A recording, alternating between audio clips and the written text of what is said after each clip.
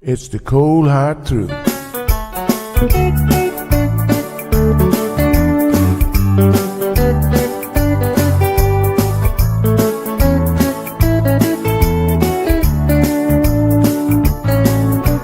Everyone really wanna know what's going on with her show. Just get on the air and you will know it's Sandra. The queen of the mile road is here, helping people from everywhere. Get on the phone and you will hear Sandra. Now she will tell you how it goes, but don't you ever step on her toes, 'cause you will hear the cold hard truth from Sandra. They say she's the hero in town, helping people from all around. You get a call, your money is found, it's Sandra.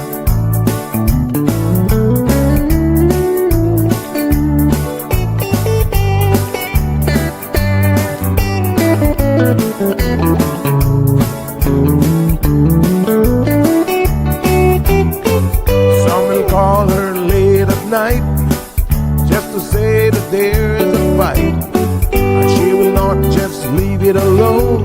She'll get up and call on the phone, and when politics starts on her show, everyone really wants to know the way the things will really go with Sandra. And some will start to criticize, get on the show and tell pure lies, but someday we'll realize it's Sandra. And when they start to argue again, she'll pull the heads to the wind, and soon you will be a friend of Sandra. 'Cause every day everyone wants to hear from Sandra. 'Cause every day everyone wants to hear from Sandra. 'Cause every day everyone got to hear from Sandra. 'Cause every day everyone got to hear from Sandra.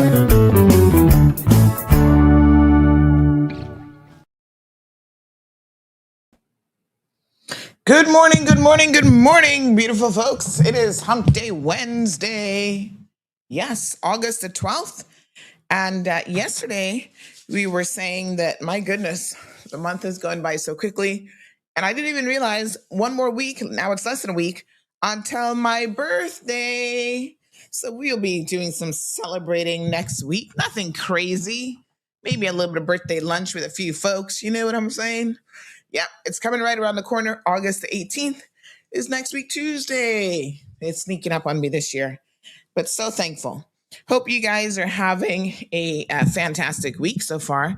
We've been busy here in the CMR studio doing lots of amazing and fun things at times, and lots of reports reaching me about a variety of different things. And I want to stress again, I said it yesterday morning, and I just want to reiterate where my position stands on Miss Teen. I am not getting involved in this situation. These teenagers, they're reaching out to me.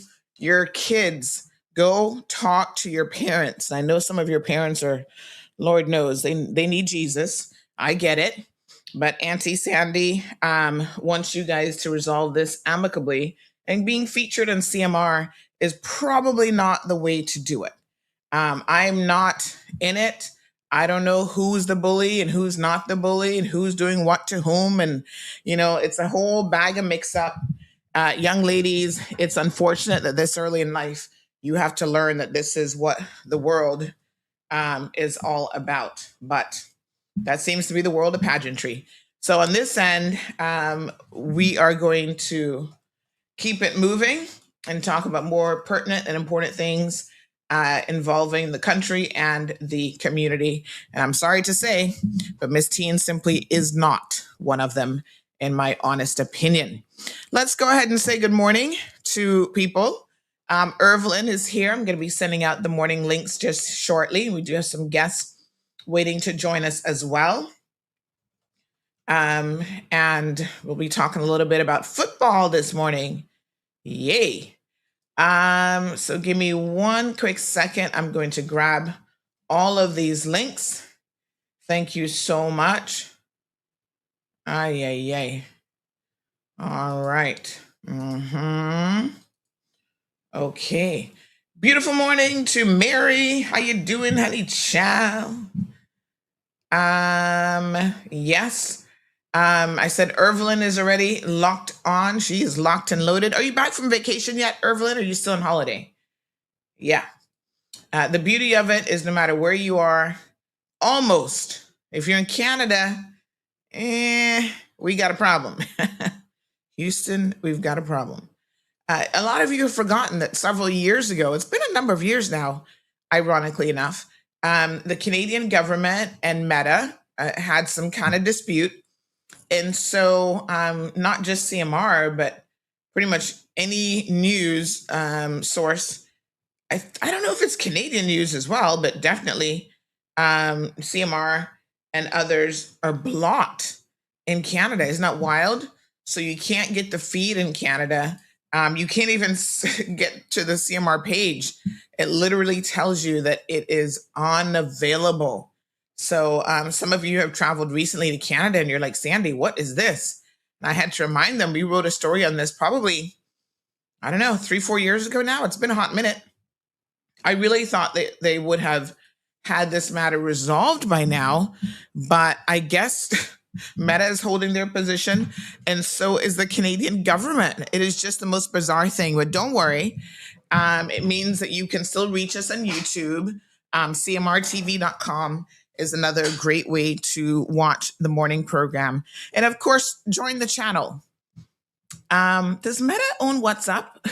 I was thinking about this. Does Meta own WhatsApp? I think they do, but they haven't blocked it on WhatsApp. So you'll still get all the news alerts and stuff like that. But you won't be able to actually see it on Facebook. Instagram, I think, although Meta owns Instagram, I kind of feel like Instagram is still available if you're in Canada. But I know it's a real, there are people who visit there and they're like, Sandy, what on earth? And they try to use VPN. Sometimes the VPN works, sometimes it doesn't. So, it's a little bit of this and a little bit of that. Madness. All right. So the links are out, folks. Good morning to all the beautiful people in Windsor Park. Good morning to the Washington Boulevard group. And of course, good morning to Caymanians in Florida. All right. Yes, Meta owns WhatsApp. That's what I thought, Evelyn. And I was trying to think. I don't think they have WhatsApp blocked. All right, Damaris, the usual suspects are here. Good morning, Miss Anna. She says, buenos dias, bendiciones. Sí, gracias, gracias. Miss Joy San, where have you been? Good to see you. Oh, she says her birthday is the 19th, right behind mine. So that is 1 week from today, Miss Joy San. Wishing you an early happy birthday. And I'll try to remember on the day of. August has a lot of August babies. We've got Strong Wilt here with us. Good morning, darling. How are you? Happy Wednesday. Miss Corrine joining us from Tampa. Beautiful, beautiful. Marshall is here from North Carolina. Miss Ann, Barbara G, Patricia Blake. Good morning, Patricia. No, hun, I'm still on holiday, awaiting the arrival of my new grandbaby. Oh, wow, what exciting news. That's beautiful. Sounds like it might be an August baby too. Clean and Straight is here with us. Beautiful Diamond Princess. Oh, I love the butterfly Diamond Princess. She says, happy Wednesday, lovely people. Miss Lucille is here with us. Good morning to Miss Lucille. Wonderful, Inspiring is here. Says, wake up today praying for Colombia. Oh my gosh, we'll touch on that in a little bit here this morning. And your guest's birthday was the 3rd. Which one of my guests today? Oh, all right. Well, speaking of our guests, good morning, Stephanie. Let's go ahead and invite our guests into the studio. We have Mr. Virgil Seymour. Good morning, sir. How are you? Good morning. And how are you? Good. Is your birthday in August too? Yes, it is. Yes, it is. What? That was actually smiling when you said that about your birthday. That was like, there's a lot of people birthday in August for real. Yes, it is a Yeah, very busy month for birthdays, but it is, don't tell anybody else. It's the I know. best, it's the best birthday month. I look at that. I know, don't tell them, they might get jealous. I know, I know, I know, I know. All Yeah. right, we Well, thank do you for having us also, on, okay? yeah, Yeah. absolutely. We also have Mr. Romar Beckford who is joining us as well. Good morning, sir. How are you? Good morning, good morning. Were you lucky enough to be born in August or no? No, my son is though, to be honest. Ah, there you go. There you go. All right. I see somebody trying to call us. Let's just answer this call really quickly. Good morning, caller. Welcome to the program. You forget my birthday. I'm 27 today. Whoa, Miss Shalma. Happy birthday, beautiful. How are It's, you?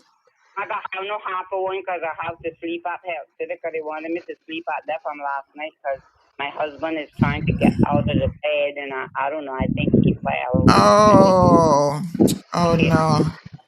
So he'll sorry make to it. hear. But You want to none, come home? You want to come home? We've been at over a month. He tired now. So yeah. Well, you can't come. You can't. nonetheless, happy. Did you say sweet 16 or 26? I'm 27. I'm 72 and proud. Oh, that's wonderful. God, Happy birthday. 72 years. I made 2 years old. What he promised you, 3 score and 10. Cause if I dead tonight, I'm 72. Yeah, beautiful. Well, you'll be fine. You'll be fine. Happy birthday, my dear. Yes, ma'am. Thank you. And Okay. tomorrow is the sister-in-law. Yesterday, Sunday was my aunt. Yesterday Mm-hmm. was my the night was my brother-in-law. The fifth was my niece. Whole heap of birthdays still to come. Oh, My daughter's yes. eight is still to come. Like a million of us today. Too much. It's been Marshall and those one, but I can't remember playing. It's a Yeah. lot. I was All right, talking. my dear. Thank you so much. Thanks. Have a Okay, good bye. one. All right, darling. And also sending some positive thoughts to her husband as well. I'm hoping he can get out soon. All right, Mr. Ramar, you got a little bit of wind in the background. So what I'm going to have you do is when you're not speaking, just mute yourself in between for me. There we go. So that we can cut back on some of that wind. I can see you're in an outdoor space. But we are here to talk about Academy Sports Club International doing an exchange with Portmore United FC. So, Virgil, what can you tell us about this upcoming event? This sounds pretty exciting. Yes, yes. Thank you again for having us on. Yes, it's our first international event. Mm-hmm. We're fortunate to have Portmore United come down and join us and make this possible. We've been at it for a little while to see if it could happen, and thanks again to Portmore that they made it happen for us. This event is merely to bring two communities together, fundraiser for a youth program, continue what we've been doing for the last 19 years. Mm-hmm. So yeah, it's going to be amazing. It's going to be very exciting. I'm looking for some great football between Portmore and ourselves. Our young players that have been away at school, some are still in school, some have returned home, will be playing or featuring in the game tonight and also on Saturday. Yeah.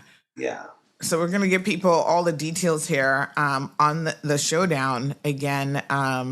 August the 12th, which is this evening at 5:30, will be the first showdown, and then again on Saturday, August the 15th at 5 p.m., both at Academy Field.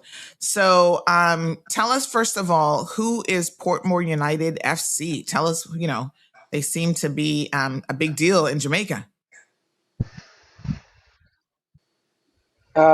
I don't know, Virgil. You want to tell them who we are, or should I go You Well, tell us. You tell you tell us. us. Yeah.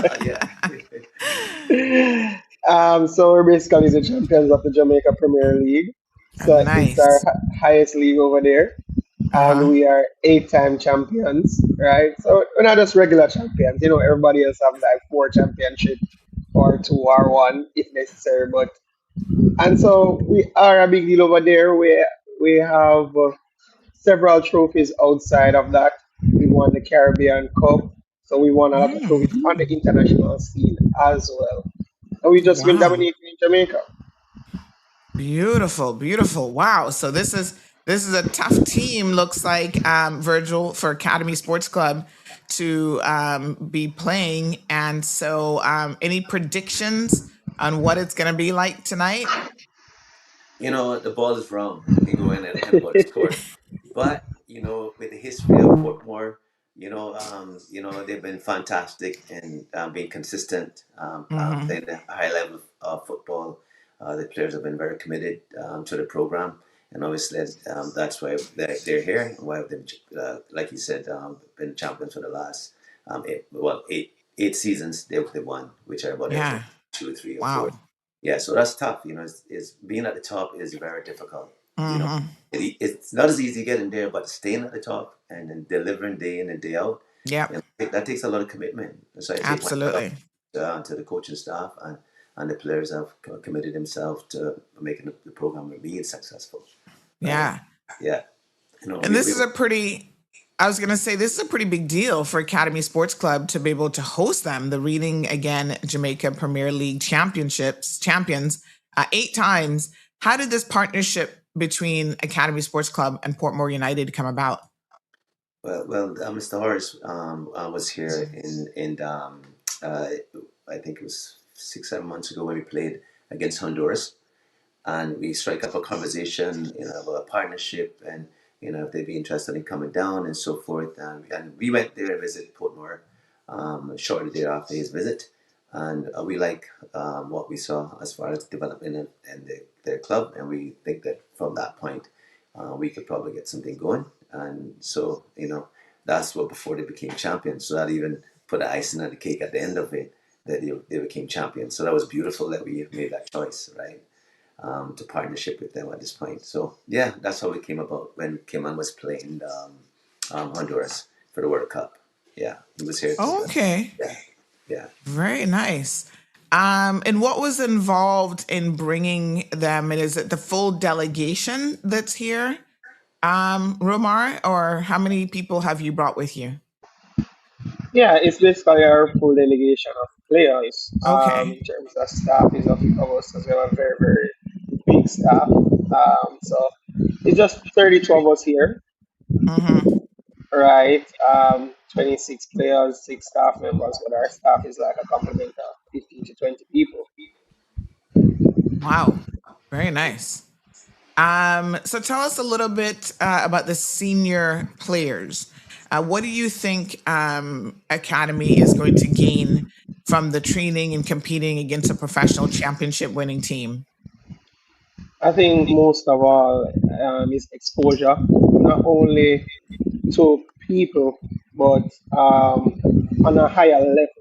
Let me say that. Mm-hmm. So, in terms of professionalism and all of that, you're used to seeing these professionals online on TV and all that. So, meeting some of them in Mm-hmm. person is quite different because we have players that has played in Europe, we have players that has played in MLS, all over the place. Even Mm-hmm. we have different persons from different Caribbean islands that has played for us before.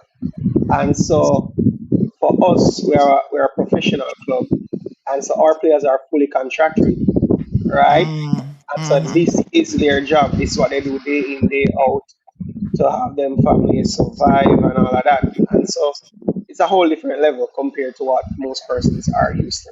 So it's not Friday night football, Right. right? It's a whole lifestyle. So I hope they Yes. can learn 1 or 2 things from us in terms of Yeah. how to behave and how to act and even just our training regime and all of that. Mm-hmm. Yeah. Virgil?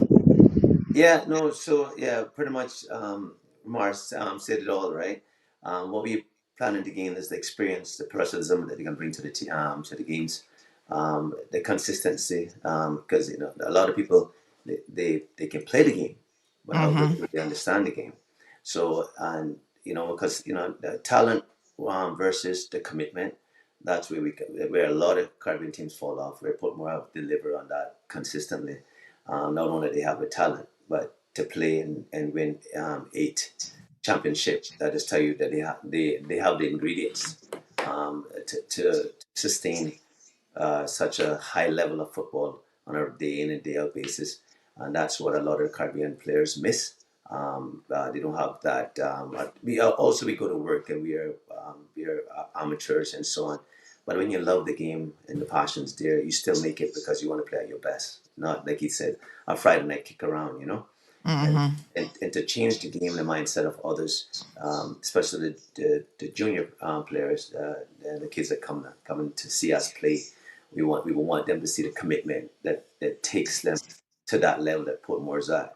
So that's gonna be like the whole for me the whole show about Mm-hmm. bringing Portmore here is for our kids that want to pursue football at whatever capacity through university college or maybe semi-pro. Mm.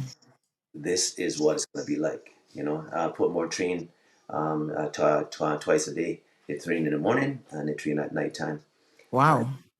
they got in last Saturday, and Mm-hmm. a little bit of logistics. They never got to train, and the players were very upset about that. That's the difference, right? They want to go train. You know, they Right. don't miss training, right? And they'll train whether it's raining or not, or they show up, and Mm-hmm. that's a commitment you need, to pursue football. You need that. You need that. Especially at Mm-hmm. a higher level. That you Yeah. can't change yourself at that point and the club that you're playing for, and Yes. that's something that I'm glad that we'll see that with Portmore being here. All we see is Mm-hmm. that they'll chase the ball till they go outside, not Mm-hmm. just rolling. Right, that's a commitment. Mm-hmm. The winning mentality. We need to see those things. Yeah. When you're on TV, you don't get to see that at home. You don't get to see Right. all the things, the behind the scenes, the out of the view of the camera. You don't get to see all those things. So this will be good for the boys, girls to see Mm-hmm. that this is going to be an awesome game. Mm-hmm. Between Portmore and ourselves.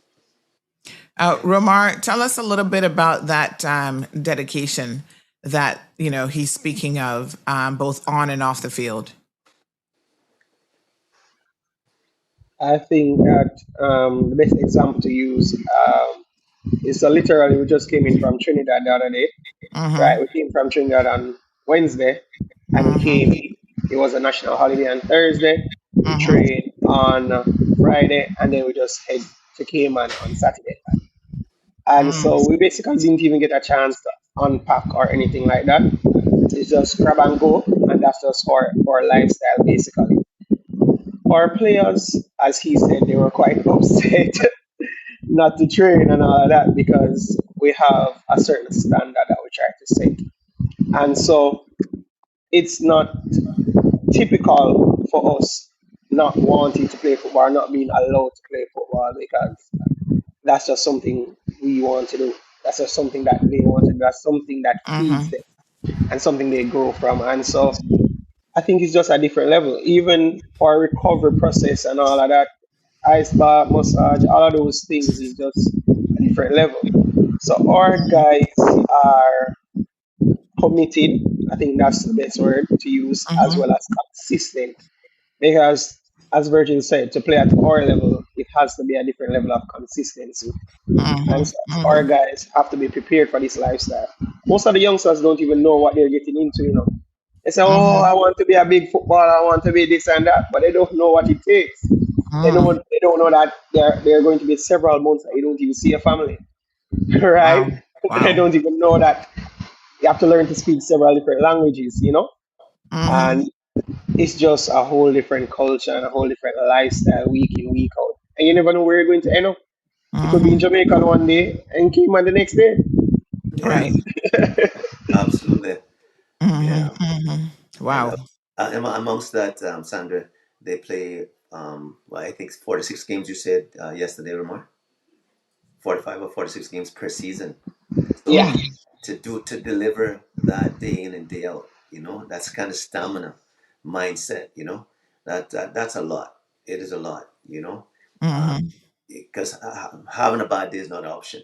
Mm-hmm. Mm-hmm. Mm-hmm. You want to make sure you perform at your best at all times. That even when you're not having a good day, that you put your best foot forward and you deliver because that's what you're getting paid to do. Right. And that's what also what public wants to see. They want to see good football. They want to see flair. They want to see excitement. That's what they want, right? And Portmore can deliver that today on Saturday. So we'll be glad to see those guys in action. Mm-hmm. Yeah. And tell us a little bit about what we can expect outside of the two friendly matches. Are there going to be training session or other activities taking place during the exchange? Yeah, well, I can say it from for outside of the activity. I want the kids to come down, enjoy the food trucks, the bunks and castle, playing skimmage as five-a-side while the Mhm, game's going on. We want to make it a family event as well, bringing the community together. Um, uh, mhm, Jamaica is our next door neighbors, and a lot of time, for logistics reason or work related, we can't get together because of those things. But hopefully tonight and on Saturday, we could bring everybody together and we can get this done because we need the community to also support what we're doing. We mhm, definitely can, and this is a good opportunity for us to do that and see each other up close and personal, and have a conversation and see how we can have this platform and move on this platform to develop football even better. mhm, And mhm. yeah, Yeah. yeah. And Virgil, Ramar was talking about what the Jamaica team does, their consistency, their dedication. What have you seen in your observations that you would say is different between your Cayman team and the Jamaica team? Are the Jamaicans team doing it like full time, or do they also have jobs and other obligations as well?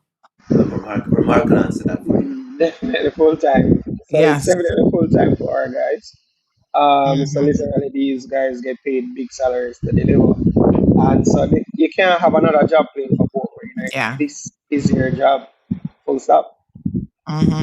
So I would imagine that's one of the biggest deficiencies there, Virgil. Right. So and again, like I said, they were upset to go training. We're not undermining or putting on my players, but we have work. We go to work. Some boys get Hmm. up early, they go in early, and even to get them to come to training could be very difficult. Sometimes they have to leave work earlier to come to get a training. Could be training from 7 to 9. Um, you know, Mm, 4 times a week, right? Just to be able to compete, right? And deliver at our level, So with Portmore being here, they'll help us to rise their level somewhat, you know what I mean? While it's mindset, physicality, endurance, I'm not sure, but we're all excited about that. mhm, A lot of our boys have been away to school. A lot of them started the program 19 years ago. They are back home working in various jobs, accountants. They're all over. And mm, they were also in a committed environment when they were at university, or when they went to prep schools or colleges away. You know, they had to get up in the morning, train, go back home or go back to the dormitory, uh, mhm, get ready for school, do a little bit of studying, go to school, come home, do homework, go back to football, and repeat that. So they, mhm, they had some consistent for 4 years and 5 years, 6 years, all depends how long they went to school. So they understand that commitment. So that's why they come to training as much as they can. They do their own training on their own. mhm. Luckily we have a gym there, so when they come, they can also do some gym work. Um, Okay. where we'll never be at poor point at this point. I mean, yeah, it'll take too much. The guys will have to train 5 o'clock in the morning. We did that before when I was 18. We used to train at 5 in the morning and then at night again. And the passion was there, the commitment was there, the excitement was there. Football was different back then when we were growing up. The whole communities come out and support back in the 80s and early 90s and stuff like that, right? So this is what I'm trying to do now to get the kids back to come out and enjoy the game. And Mhm, when they go home, they put on the boots and start playing in the backyard or on the streets like we did, because that's different. That's how you get a passion, and mhm, the passion that Portmore have, I see just in the attitude. When they get there, they're changing right away. They're having mhm, a conversation among themselves, and they get ready and they're ready to go. So and it's awesome. I love what I saw. And that's what I mhm, for not only academy but all the clubs in Ireland to see it, all the coaches, all the players. Because we need to start it all over again. You know, and right. and and the best way is having the kids there to see it for themselves. I don't have the Mhm. country. You know what I mean? Yeah. Very nice. And Yeah. how competitive is today's match? I know it's a friendly for today and Saturday, but are you going out there to win it, or are you going to ease up on them a little bit, Romar? Like, what are we? What are we planning? I want to answer that first, Lamar. I know Lamar takes that pass. I don't want to use it, right? He's not going to do that anyway because he's a professional. So I Yeah. know on and off the field, he's going to play top football. But I definitely want it to be at their best, maybe even better than when they Yes. play in the Premier League. Because when you're playing at home and you're playing against each other, because I know Hmm. the opponent, you kind of be a little laxated. I'm not sure. I don't want to speak out of turn, but Yeah. I know from our teams that we play in a team that not as quite as developed as we are at that point, Hmm. or we kind of relax and enjoy the game and play, right? So Yep. I don't want. I know football is not going to do that because it's an opportunity for them to play at international team, whether it's amateur or not. It's Yes. this going to be exciting for us more than them. You know what I mean? Yeah. They can work on strategic things for themselves as to move on for the league that starts on the 21st or the 23rd. And I can't remember, but Remark could It's Yeah. 23rd, man. It's 23rd, correct? Are you guys 23rd. Are you bringing it, Romar? Or are you gonna ease up on him tonight? Uh, to be honest, my guys always want to win. Nevertheless, I don't see if we Yes, should ease up, then they wouldn't have a good comparison of what it actually Right. is. absolutely. And so, yes, my guys will be a bit cautious because we are in preseason. We have our first game in the Premier League on the 23rd, but we Okay. have also been in Caribbean Cup competition. So they Hmm. will be a bit cautious, but that don't mean they will ease up. I'll Okay. just be honest. Right, right, right, All right. right, all right. So this is going to be, in other words, it's going to be a good match for Yes. everyone to come out and watch. Virgil, football in Cayman, people obviously love football matches, and I think there's a lot of development that is ongoing, and there's a lot more that can and should be done. Tell us a little bit about how hosting international teams contributes to the wider development of football in the Cayman Islands. Well, for one, like a lot of the boys and girls before they'll be going off to university or college at 18. Hmm. Now they're leaving at 14 and 15 to go to prep schools, to get an American system or go to England to go to school. So they Hmm. can start even earlier. Also using that as a carrot to get an education, right? So, Right. like for me, football have been very I would say part of my life from the time I understood the game because it also kept me out of trouble. It kept me focused. It taught me discipline, and I saw it as a tool for me. Right. Later on in life, of course, at the time you didn't see it because my Thomas Seymour didn't want me to play football. Right. He was like, "Come, I show you what I do," and it was more about work related. So I had to steal. I had to steal away from work to go play football. So it taught me the discipline between the both.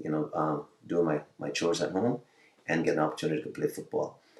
For the players that we want to inspire, as the World Cup just finished, and you see the whole world was on pause for 5 weeks, right? And it stopped war. It stopped a lot of things, and everyone was glued to the TVs and so on. So it leaves a wider scale of knowledge that we don't see all the time, about the game. We only see it because we like the game. But when you're passionate, you see other things that a lot of people don't see. And the kids, we're competing with a lot of electronics today. So it makes it more difficult. So having a game here right in front of them, Hmm.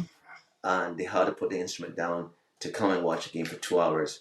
We're hoping that will be the start to change and how the kids be more interested in playing football.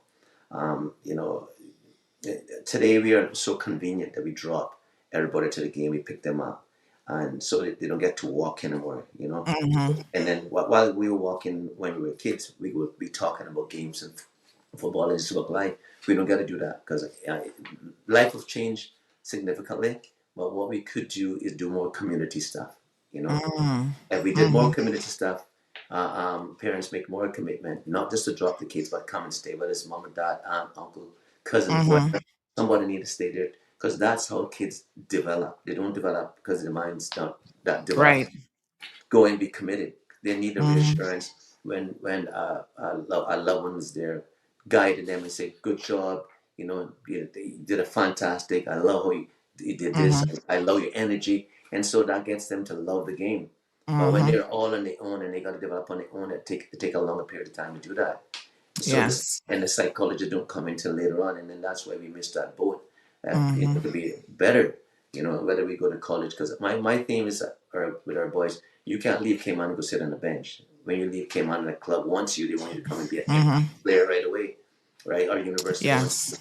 So you got to make that early commitment, And a lot of Absolutely. times when they go there for the first year, they're sitting on the bench and they're upset, and because they haven't understood the development mindset mentality, as Ramar was talking about his players Mm-hmm. earlier. We have to do those things in such a quicker period of time because we don't have a professional league like they do. Mm-hmm. Mm-hmm. And then if we don't have enough local players playing the game, then football will soon stop. So we need more people focusing on the young players, bring them together, doing more coming tours, doing a lot more Saturdays and Sunday playing games. Whether it's Premier Mm-hmm. or Premier League or D2 leagues, the kids need to be on the spotlight. I'm sorry, Mm-hmm. because they see that all day on the instruments, and so when they're not getting that and have something else that intervene, they don't go to that something else, whatever that would be. They're not going to go play football in the streets or in the backyard. So we need to bombard them with the sport. We need to have it out there up front all the time, not sometimes, right? If you want to change football and get it back to some degree of what we grew up going to watch down with Annex on the Saturday or Sunday, and it was hundreds of people, right? Mm-hmm. That we need that, and that's the only way to get football back. Starting at an early age, and Mm-hmm. doing the academy system every year, 4 or 5, we starting at that age, and they'll grow to love the sport. 9 or 10 is kind of late, right? Not that for the passion, they love the game, but the passion is at a whole different level, right? Yeah, Mm-hmm. you sleep with the ball, you take it in the car, you break stuff in the house, everywhere you go, you have a ball with you, right? Until we can get those things back, we can always be a second best and be struggling to even Mm-hmm. compete with other teams that we used to beat up nationally or compete very good against nationally. We don't do that anymore, and one of the reasons, like, we don't have enough kids playing football, and the football is, like, to me, is our national sport in my eyes, right? And we just don't do enough for it. We do some, but we don't do enough. You know, Hmm. so Yeah. Wow. yeah. Thank you so much, Virgil, for that passion. And someone just said, wait a minute, they thought that Virgil had retired, but I hear you speaking so passionately about this. Are you officially out of retirement? Well, yeah, in 2023 when we had the shooting in Yeah. USA, a lot of those boys, I know a lot of them, right? And Yeah. like, even when the shooting was going on, people would say, Virgil, why are you going to come this way? And I'm like, no, they're not going to shoot me, right? Because I've always been there for them. Yeah. And a lot of other coaches have, Coach Gilly, Coach Huda, Coach Albert, they have also been there for those boys, right? Mm-hmm. And the social part of what we don't see right then and there, because it's in the Mm-hmm. background, right? That's what those kids are lacking. So they see us as father figures, guardians, role models, Mm-hmm. coaches. That's what they saw. So they have respect for us in that regard, right? And at that point, we reached out to everybody, and I just want to say government, to everybody, to help us, because we see what they don't see. So they Mm-hmm. should at least collaborate with us as coaches to see what we need and see how best they can facilitate. Not necessarily cover everything, but Yes. the basics, And the Mm-hmm. basic is that if we can keep them busy until they understand right and wrong, and not to get in trouble with it, with drugs, whatever, we could stay them on the right track for a long period of time, and then by then they have their own initiative and they can see things through their own eyes instead of through our Mm-hmm. viewers and everybody else. And that's what I'm saying. We need more, like, community involvement. So Mm-hmm. if we had a league that play every Saturday.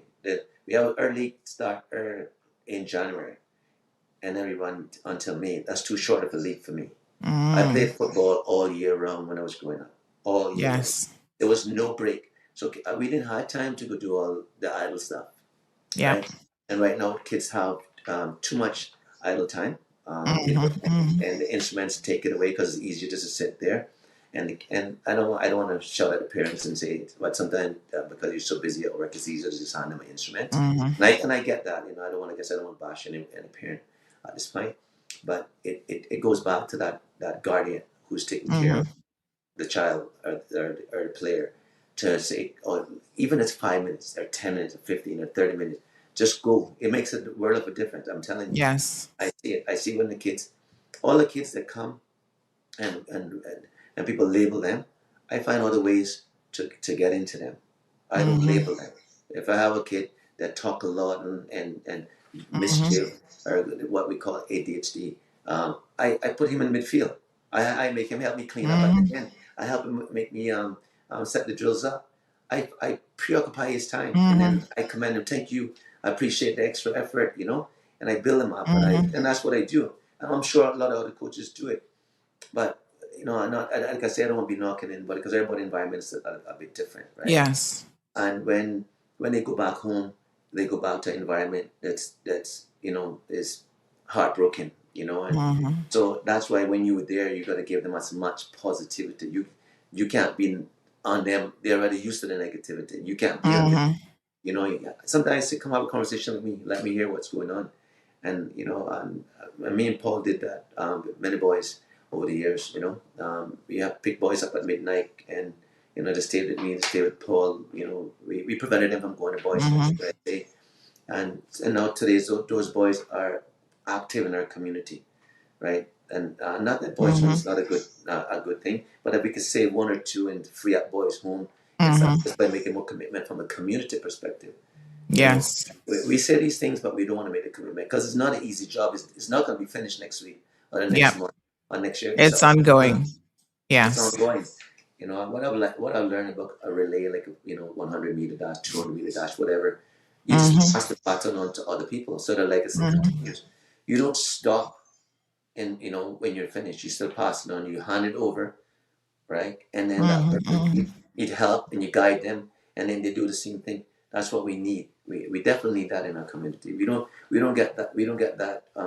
Crime can just keep escalating, you know, because it's easier to do the wrong thing is to do the Mm-hmm. right thing, right? Yep. So yeah, definitely. And retirement, I want to. I've been doing it, but like Coach Gilly and everybody else, it's hard because your passion, it pulls you back in. And Yes. also, when you step away from the game, sometimes you see a lot of things that you also miss because Right. nobody gets it right the first time, right? Yep. And Mm-hmm. one of the things that we see that as coaches we see is we don't, we say we love the boys and Mm-hmm. girls that come.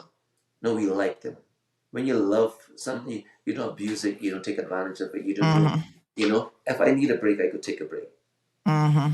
You know what I mean? I go take a break instead of me, And I had to learn those things, because Donna Mm-hmm. used to tell me all the time when I was screaming and shouting. She said, "You Mm-hmm. at war?" Because I'm drenched with sweat on the sidelines. I said, "No." So I had to learn, But I had good people around me Yes. that helped me as well, Coach Glenn and a lot of other coaches that came. So I was Okay. fortunate to get the best of everybody around me and pushing. Yeah. And Wonderful. and the community has been phenomenal over the last 19 years in supporting the club and, and, Mm-hmm. and stepping up when we need help. There's so many people that have been behind us, and then the line to call everybody is so great. And I know that more clubs, that's what they need as well.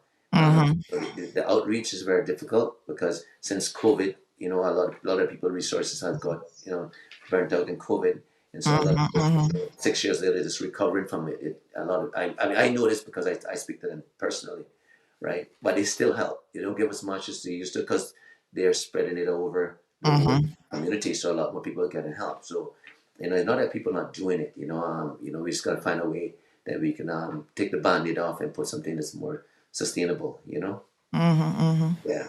All right, folks, if you're just joining the program this morning, we're speaking with Mr. Virgil Seymour, who is discussing this, sort of just amazing opportunity between Academy Sports Club and Portmore United from Jamaica. And Mr. Romar Beckford is joining us from that team. Really just talk about this friendly exchange. And of course, a lot of people are wondering, this is a great start to create pathways for Caymanian players to train and to play with Portmore. Is there anything in the back of your minds that is saying, this could be an annual event, or we could reciprocate this where Academy Sports Club goes to Jamaica, the next time around? I'm sure you're already thinking about how this budding relationship could develop further, right? Correct, you are. Mm-hmm. We haven't sit down around the table yet to discuss. We probably do that after the Mm-hmm. games. I think for us it'll be a definitely yes. with Portmore busy schedule because they are a professional team, Right. and to, like I said, to sustain that level of winning, their focus will be in that. Not that they wouldn't assist us along the way, because that comes with proper organization.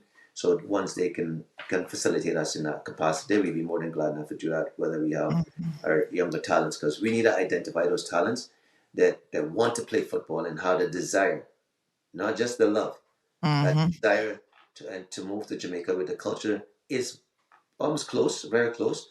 Mm-hmm. But they might have to walk 4 or 5 miles. They might have to catch a bus. They don't have the luxury of mom or dad or a guardian dropping them off. So their lifestyle will be a little different. Where these guys in Jamaica,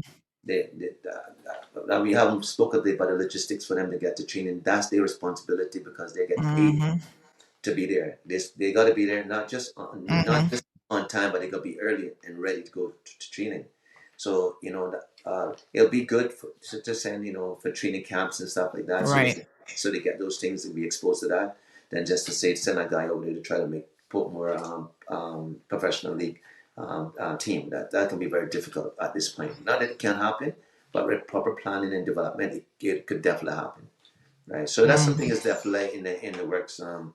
Sandra, that's definitely in the works to be doing that with them. Right. Wonderful, wonderful. We have a question from our listeners. Don't forget, folks, the phone lines are open. 936-2626 is the phone number. You can give us a call. You can send us WhatsApp messages as well. So this person is curious to know what is the average pay for a player in the Premier League in Jamaica. So I guess in US dollars, most people would understand. Romar, what is it on a monthly basis? What do you think they make?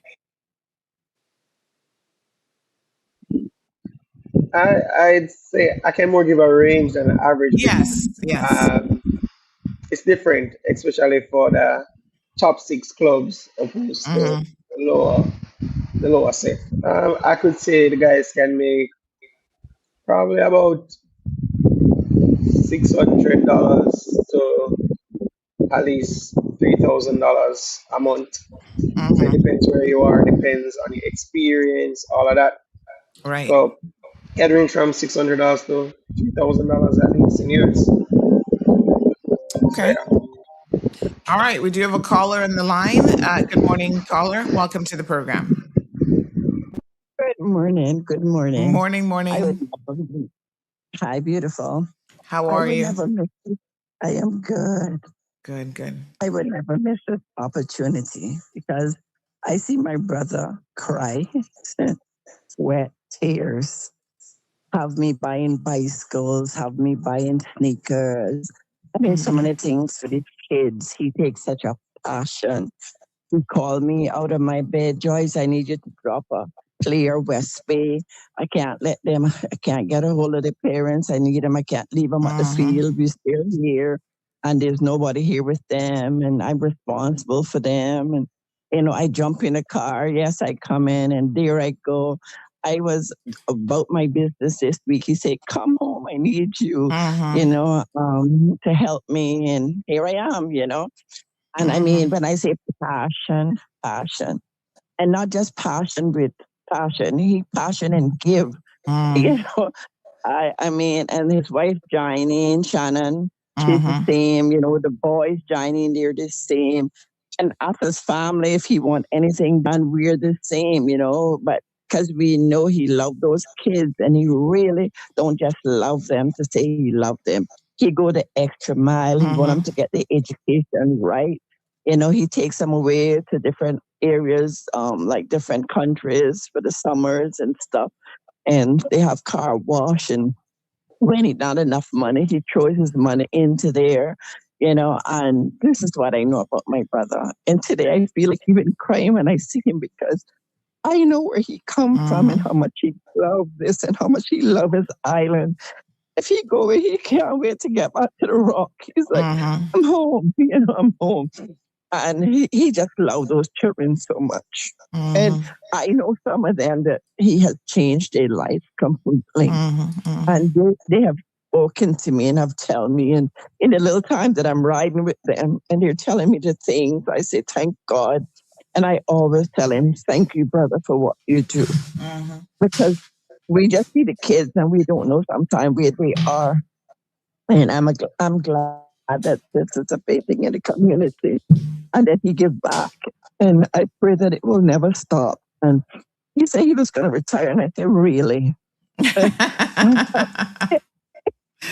you asking him the question. I was Yes. like, oh my goodness, it was the I same think thing. you knew better, right? You knew better. Yes, but Yeah. he didn't really like that because it's supposed to be a fun time. It was Yeah. to be something instrumental for the kids. And when he saw Hmm. the gun and this that that really upsetted Yes. him that Of something like course. that took place. So I think it was just a spur of a moment that whatever. But his passion is truly a passion. He Yes. give back so much. I mean, and he don't buy the cheap football shoe. Like if he sent me Hmm. to buy the shoes for the kids, I'd be like, how much the shoes is? Yeah, but they need a good pair of shoes, Hmm. Hmm. and maybe the parents can't afford it right now, Hmm. and I'm gonna buy it and stuff like that, and that Yes. makes me, you know. Thank you So so I just much. wanted to be calling to tell you, my Hmm. brother, I love you. Thank God for you. Even for me, He's my Hmm. savior many times. So I thank God for you, and God bless you Hmm. always. All right. Thank you so much, Miss Joyce Ann. And we do have another Okay. caller on the line as well. Good morning, caller. Welcome to the program. Good morning. Morning. Um, I don't have any questions. I just am calling as a proud parent of three players for Academy, the Campbell brothers. I just want to say publicly, thank you, Virgil, for all that you have done for my boys. You Hmm. know that they started, I mean, with 20, my eldest is 26, and he's been with the club from the time he Hmm. was 8 years old. Wow. And just really proud of the club and its accomplishments, and so proud of Virgil for sticking with, because I was with the club obviously for the last, like I said, 15 years. So Hmm. I know where it's coming from, Hmm. and so proud that he's stuck with it. The Hmm. challenges that we had in the early years, but so proud. Hmm. So from myself and my three boys, Virgil, thank you. I've voiced it many times, like I said to Hmm. you, but I just want to do it publicly. Thank you so much for Thank what you. you continue Thanks. to do. Thanks. Yes. Uh, Really. Thank you so much for that. No yeah, problem. Have a All great right. one. See thank you you. at the game tonight. All right. Not 936-2626. And yeah, folks, listen, so many people forget to give people, as they say, their roses, why they can appreciate it. And their thanks for being involved with our youth programs, being involved with our young people. And this is a wonderful opportunity. Again, Portmore United is here being hosted by Academy Sports Club. And I hope all of you will come out and support the event. So we're going to give you some details here in just a second on how you can do that. So, of course, Academy Sports Club is a private football academy. What do you think, Virgil, the role is for private academies here in Cayman to develop players along with the national football program? Obviously, the national football program is there, but the clubs really make a difference. And what in your mind is the important role that the clubs can play? Okay, so we're a community club. We're not private. So I just want to make sure. Right. So Okay. I just want to Yeah. clear that. Yeah, and one of the reasons why I was glad to have it in back of Windsor Park, because there was Hmm. back in the day was nothing back there, right? So Hmm. I wanted to change the mindset that Windsor Park is Windsor Park, because back in the day it was considered not the best place to live, and so that's why I made it as beautiful as Hmm. we could possibly do it with the resources that we had. Um, you know, again, the community have been phenomenal. Like, I must say that, right? Hmm. As a parent, just calling, it's also the parent that contributed by picking up, dropping off, sticking with the program to get that consistency that we talked about that you Hmm. need in the game. So her three boys have seen the consistency of her picking them up, dropping them off there, and they are seeing the same faces day in and day out. So that become an impression in their head. They see that, and so Hmm. I must also say to the parent that if it wasn't for them being committed and making that extra push, it would never happen. Isn't that because you can buy the nicest car, right? But it's the driver that makes it the fastest car. You know what I mean? So the parent has been phenomenal. You know, those parents that have stick and been loyal to the program. The clubs that are more private, you know, they're on a different scale than we are. Because with the community club, we don't turn anybody away. We invite everybody in. It doesn't matter, you know, color, race, whatever. We financial status. We would try to work with those individuals behind the scene. That's why we do a lot of begging. I chase people. I be at the government door. And about it is when they see me coming, I must say in return they always help. They even if they're strapped or they're tight for finance, but they know the true cost, so they still deliver. They still give. And so there the amount of kids that we receive compared to the other elite programs that's out there. If you don't have the funding, then you can't play or you can't be part of that organization. Where at Academy, that's not how it is. At Academy, you have the opportunity to stay there, and especially if because we you do pay a fee a year, right? Which is $100 a month, right? For the whole entire school year, because that's been the new fees this year, right? And so we make it very easy. You pay it $100 each month. That's nothing. You know what I mean? You know, and if you need time, you can speak to the coaches. That's what we do, right? We have professional coaches, and it's more to get kids off to university, get them a scholarship. You know, through football, so we can alleviate that extra expense on the parents as best as we can, so if they can get a full ride. You know, that helps the parents out significantly, especially a parent that has 2 or 3 kids. You know, if one can get a full ride, and those parents could take care of the other two until, you know, and they can focus on their grades. So I am more than Shannon helped me with this. More than focus on them trying to become professional players is more about getting them an education. And so we use football as the vehicle, as a carrot. And then if they go either way, we win. There's no losing in that, whether they go professional or education, right? And for the kids that also fall short, Paul and myself used to, you know, send them to UCCI, get the grades up from a 2.8 GPA to 3.0, and then we also then assist them with going to government and applying for a scholarship, right? So the program have been up and down, you know. Like I said, after COVID, we kind of fell behind with a system of it financially in that capacity because there was some other greater things that we needed just to survive. A lot of kids just needed that, you know. Yes. Yeah. So the professional part is only to pay the coaches that we have, because we have international coaches. As long as the international coaches come, and with the young players that come, like that's back now because Zach Scott is back and he wanted to be a coach. Elijah's back; they want to be coaches. So how the coaches here helping them and guiding them is what we're really looking for. So at some point now, those guys also move on to be national coaches on the 15th, on the 20th, and then gradually to men. So we can have a farm system gradually. You know, so I'm looking within the next 5 years to 8 years, we have a lot of local coaches that are fully qualified to do our national program, because they also understand our culture, and then because they have been on trips and they see the things that they didn't like, it's impression in the head. So they say, if I get the opportunity, when I get the opportunity, I know now what to do because they have experienced it. So a lot of time when we get people that they mean well, I don't want to take that away, but to understand the culture and meaning well is two significant different things. And I think that's where the breakdown happens a lot of time. You know, in an organization, in a business, if you don't have the people on the ground doing the work and reporting back to you, then that's a breakdown. So people got to report back to you, and then that way you can fix it, or at least you can start to assess the situation differently and now apply the things that can work. It makes no sense putting things that are not going to work in place to say you did something. I, Right. I don't want to do that. You know, I don't want to do that. A lot of times, you know, I learn a lot from the kids that are here because they share those things with me, right? And you got to have open dialogue, open relationship with the boys, and then they tell you, and then you got to listen to them because when they see it, so they bring more information. They keep telling you, and so you narrow that gap that you have when you do those things. So I don't want the money to be a factor, right? And I want they have the same. We went to uniforms for that same point because when kids came, they had better shoes, They had a Messi shirt. They had a Liverpool shirt. So we went and Mm-hmm.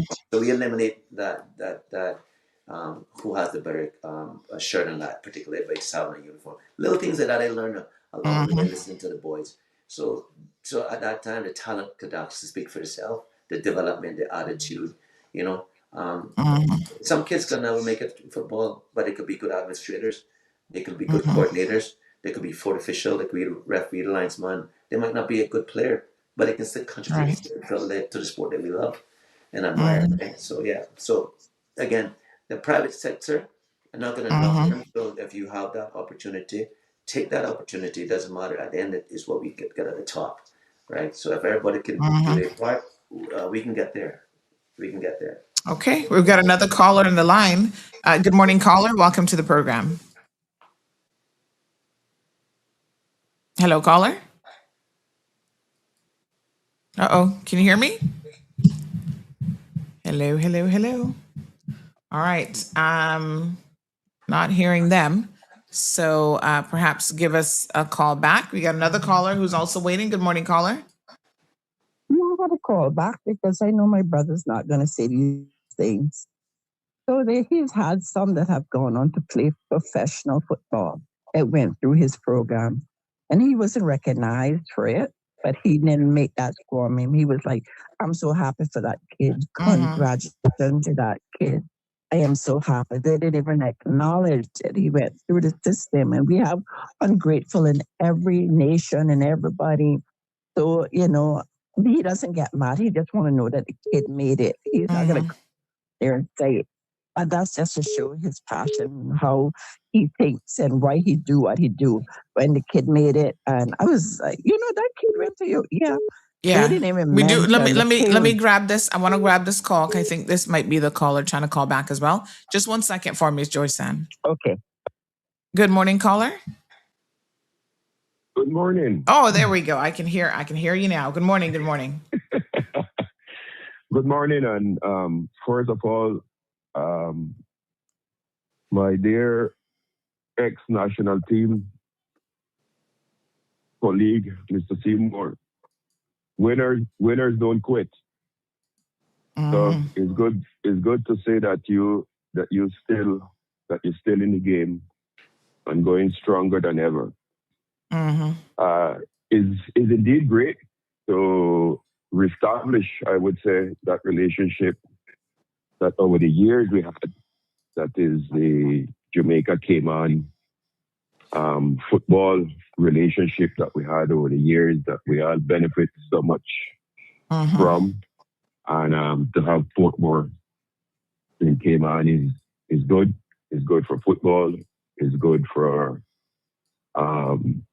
Virgil program. It's good for the players that would have a different experience and that would face off quality players. We all know the level of football in Jamaica is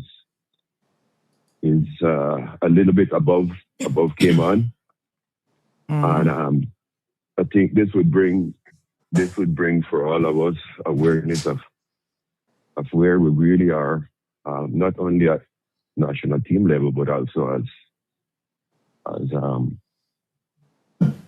club level. Mm-hmm. I know the dedication that Virgil has or having his program was part of it with my oldest son many years ago, and we see the joy and happiness of these kids whenever you go away to tournaments, and if you win that academy over the years had won plenty of the different age group tournaments, international tournaments that they had participated in. Mm-hmm. Unfortunately for us, Sandra, the things are changing, came on, Mm-hmm. sometimes for good, sometimes for bad. I think our parents now are looking into our kids to go away and get a education, and once they return to Cayman, Some of them remain in the programs. Some of them drop out in the program because of different realities. Mm. Uh, I was I was listening to the coach from Jamaica, from Portmore, when he stated that average pay for a player is between $600 and $3,000. Yeah. Our reality, to maintain a player as a professional with 600 or 3,000 US dollars per month, we all know what is the outcome of that, because of the extremely high cost of living that we experience. So those are the little challenge that we face here.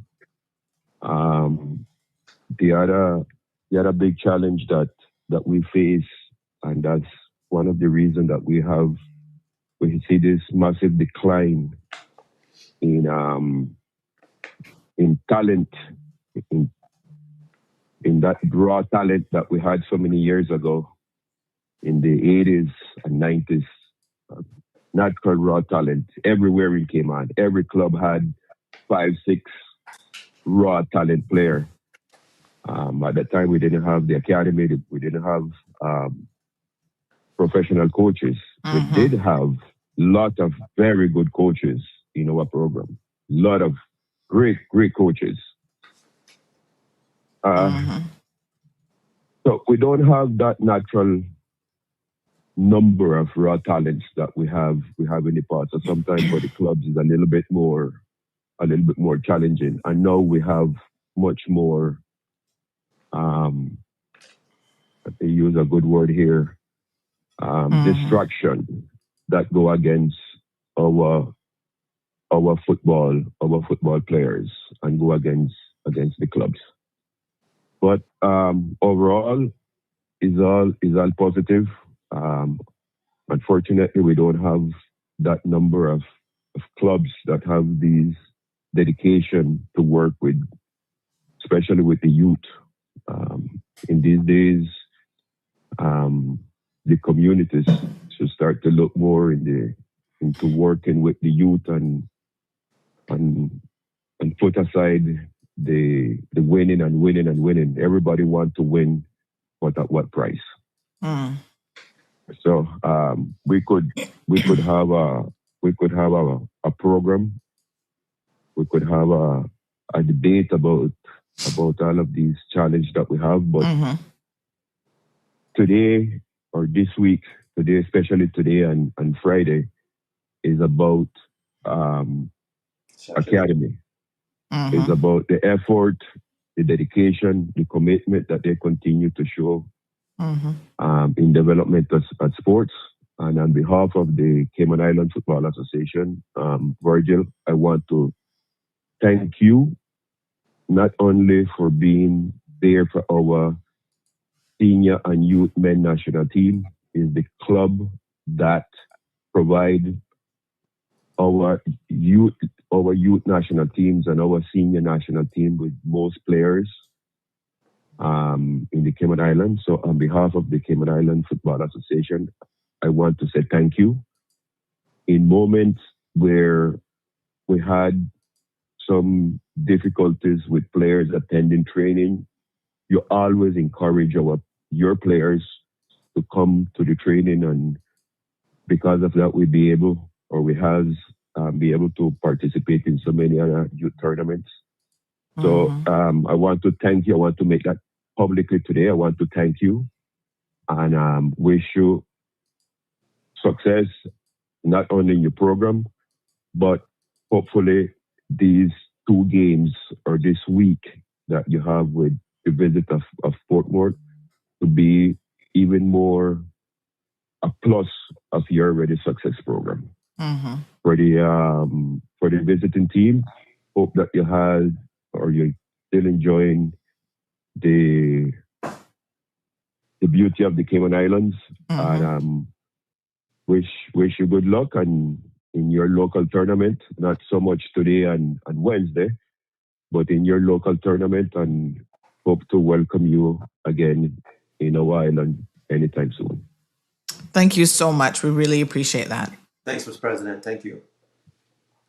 All right. So we're going to start to wrap up this segment now. Oh, we have another caller. Yes. Okay. Good morning, caller. Welcome to the program. Mr. Virgil, you're quite popular this morning. My community, they're Yes. being involved. So that's what I love. Thank you. Absolutely. Good morning, caller. Good morning, Sandy. Morning, dear. And congratulations to Coach Virgil. Coach Virgil, this is referee Bernard. Morning. Thank you. I am offering my services free of charge should you ever need them. And you know that we have been through this for quite some time. And again, I want to say thank you for still being involved in football to try and bring it back and actually higher than where it was when we in the Cayman Islands have gotten a black eye from the situation with Jeff Webb. But again, congratulations to you and your club, and I wish you every success. Thank you, my buddy. Thank you, Mr. Bernard. Thank you so much. Thank you so much. All right, folks. Amazing contributions there from our callers. So let us focus a little bit on the, just to remind your listeners on this preseason showdown event between Academy Sports Club, Premier Team, and Portmore United FC from Jamaica. Again, Jamaica's Premier League champs and 8-time champs, we should say as well. So it's not a fluke. It is obviously a methodology that they're utilizing. So we want you guys to come out and support. The best way to really show your support for Cayman's youth, for Academy Sports Club, and generally speaking for football in the Cayman Islands is when these events are hosted and put on, you have got to come out and demonstrate and show your support. So the first of 2 friendly matches this evening at 5:30 at Academy Field. So let's make sure, folks, Mr. Virgil, we got all the details and exactly what is taking place. So we've got the time here. What time should spectators arrive for a 5:30 match? Well, what I would say, we have 1,500 seating capacity, lots of standing room. So I would suggest, I'm hoping that we have a great turnout. I know Portmore is very popular in Jamaica, and because of they've been very successful and they're champions. Yes. I'm banking that it'll be a lot of people that get in early to have a good seat. Yeah, so come on down early. We're gonna be there. Kids can come in and play from 2:00, 2:30. Play at the 5-a-side, play on the 7-a-side fields that we have already there for them to play. Great. Our bouncing castles, they can come in and enjoy themselves. So parents want to bring their kids early, drop them off, go back to work. They can also do that, right? And they'll be fine at the field. We got lots of people there. Lots of staff's going to be there. The place is very, very secure, fence right around, so they don't have to worry about them leaving. We make sure that we keep an eye on the kids that get dropped off. Yeah. Right. And where is Academy Field in case people don't know? It's off Outpost. So Fairbanks going towards the stadium or Fields of Dream. It's on your right hand side of the campus. It's the back road going into Windsor Park, just behind Triple C. Right? Stay on the main road and go all the way around. It's across from Secret Gardens. Okay. Yeah. All right. Very good. So food trucks, kids 5-a-side. Lots of fun. Admission only $20. Children under 12 are free. And I noticed here that you've got some sponsors. So let's go ahead and make sure that we acknowledge and we thank those sponsors who always make these events possible. Thank you. Yeah. So the Reef Media, Fabrizone, J&B, Coca-Cola.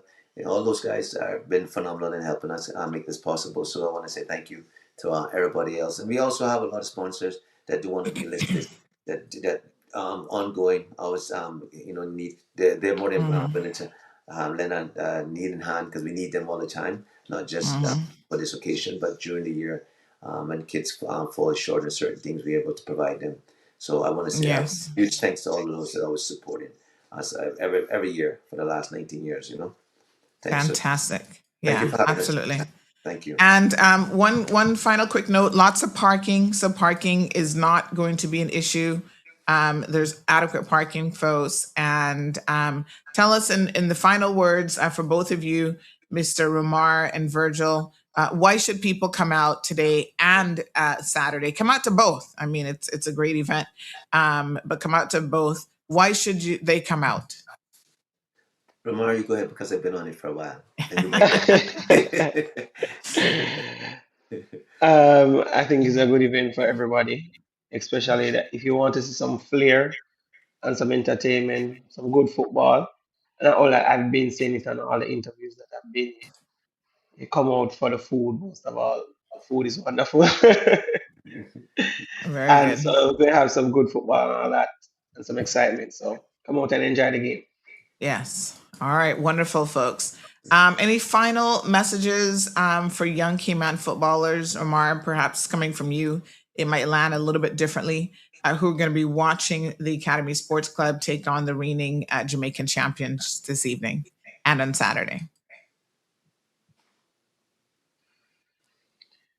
I think the best message for them would be don't stop, persevere no matter what, because you have persons in our team that are 18-year-olds that have just begun their journey, right? We have a 17-year-old, some of the Mm-hmm. youth team in Jamaica, we have about four of them. And so, and then you have all the way up to about 34-year-old on our team that just came back from MLS. And so you never know.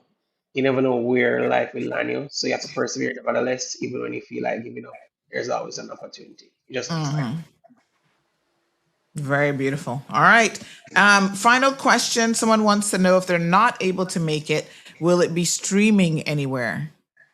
I was trying to get a stream, Sandra. I was speaking to Jason, and Okay. unfortunately, he can't. But we're still working on that at this point. Um, Okay. yeah, I'm still working at that because I All want right. to do live streaming. So once we can get somebody, definitely it will be, and we'll post it. We'll call you, let you know, and you can also All help us get the word. right. Definitely, Yeah, I'll reach out to a few people because we might be able to help on that front as well. please. So yeah, okay. I will see what I can do for you. Thank you, thank you. Good stuff. All right. Well, good luck to both teams this evening. And on Saturday, folks, please again support local football, support Academy Sports Club. Portmore United FC fans, come out and support your team. Show good sportsmanship and represent both countries well. And young people will be there watching. So make sure that everyone is on their best behavior. And this is a preseason showdown with top talent, big energy, and one goal. So congratulations again to Academy Sports Club and welcome to Portmore United FC. We know you must be having a really nice time here in the Cayman Islands because, of course, Virgil would not invite you here for just the two matches. I'm sure he's showing you all of the wonderful and beautiful things that the Cayman Islands has to offer. So enjoy your stay and your visit with us. Thank you so much, man. And most definitely he is. Showing you some Cayman kind hospitality. We know. Now don't eat too much of the food, because that might be a setup to make sure you're not ready for tonight. I realize as well, I've been trying to tell my guys, but they just can't help themselves. Yeah. Oh yeah. Sandra, you hit it on the nail, because they love the food, and we have one of Oh our yeah. local ladies that started a restaurant. She's doing phenomenal. The food been great. I didn't know a lot about her, but since these guys have been here, they've been really impressed with the meals from her, and yeah, so she's been amazing. So I'm glad that she's given him that. So yes. Continue eating. Fantastic. All right, my dear. Thank you so very much. Thank you for having us. Both of you. Yeah, thank you so much. Okay, have a good one. Thank you. Yeah. All righty. All right, folks. So again, please go out and support this event tonight, starting at 5:30. You can get there early. As he said, there'll be kids five-a-side. And then again on August the 15th, which is on Saturday, there will be a second match. So really great opportunity for all. So sounds like a great event. And like I said, Virgil, I'll WhatsApp you if we can help out with the live streaming we will certainly be on board with that. Buenos dias to Miss Alba. How you doing, honey chow? All right. Good stuff. A little bit of football this morning. Nothing wrong with that. I see you guys were very much engaged and interested. And thank you so much. Instagram, everybody good over on Instagram? Honey chow. So yesterday, we had West Bay Beauty. I just saw your message. I think you might have joined a little bit late, but yes, I think he did give us some feedback on what he thought there in terms of the friendly, and they're bringing it. He said they're not going to be easing up just because it's a friendly match. They fully intend to give it 100%.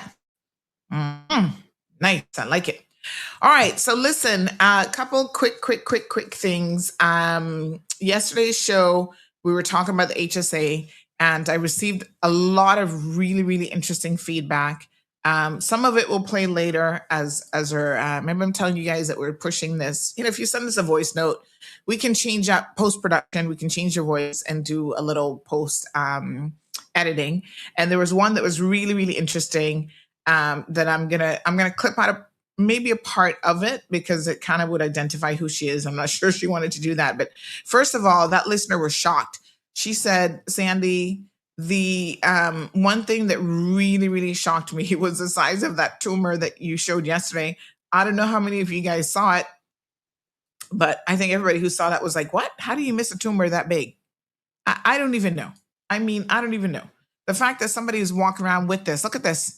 The fact that somebody is walking around with this tumor, look at the hand and then comparison to the size of the tumor, and you go to HSA and they miss that you have this tumor, Women's Health. It's wild, it's crazy, and I don't know how to explain it, but the person who had that removed from them said that, again, it really brings to question a lot of things that might be happening at the HSA, but there are questions surrounding especially women's health. They're like, listen, as women in this community, we make up over 50% of the population. And quite sadly, a lot of times our care, the access that we have to medical professionals and medical care really leaves a lot to be desired. And so they said that this is why women's health needs to be improved. Women are the majority of voters, largest percentage in the civil service, and we need ultrasounds as part of annual women's checkups at HSA. And so much is just missed because they just make assumptions about your health and make assumptions that you look fine on the outside, so therefore you're fine. It's just really wild. So we need improvement. And again, I hope that the takeaway from yesterday's program really is, listen, we have a lot of work to do. And sometimes the work begins with people admitting that they can't do the job. And there's nothing wrong with saying this position has outgrown me. I need to move on. There's nothing more than I can do. I think where you go wrong is where you stay in the position when you really shouldn't. And so in my attempt to try to understand why she would want to stay in such a position, now we're talking about the CEO, Miss Lizette Yearwood, I spoke to a number of people and they said that she basically told them that she needs that salary. Now, yeah, I guess we could all make an argument that we need $20,000 a month. I don't know anything about that, but what I would say is it's obvious to me that she probably understands quite clearly that no one else is probably going to hire her after this. Like this is you've been in this position, I think, for at least 15 years. Let me just do some checks here and I'll give you some more accurate information on how long. It's been a hot minute.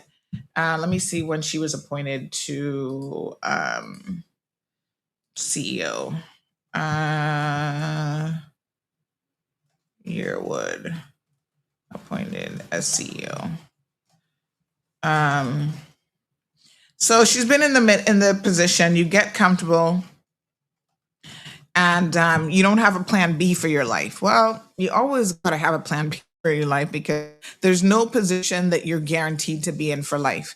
Now, I'm going to be critical because I think sometimes a critical analysis is required. We will be doing an editorial on this piece as well because there's more details that I think you guys, you need to really think hard on.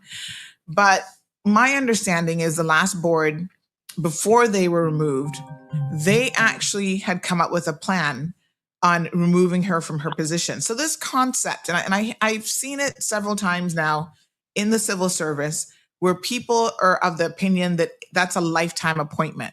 I think that that's absolutely ridiculous. We see people even suing government who are in a fixed term contract. You took up a job for 4 years, and then you're trying to demand that you stay beyond 65 years, you stay in the position forever, or you stay past the 4 years that you initially agreed. To me, that's absolutely ludicrous. That's not how this works. I mean, none of these things are lifetime appointments.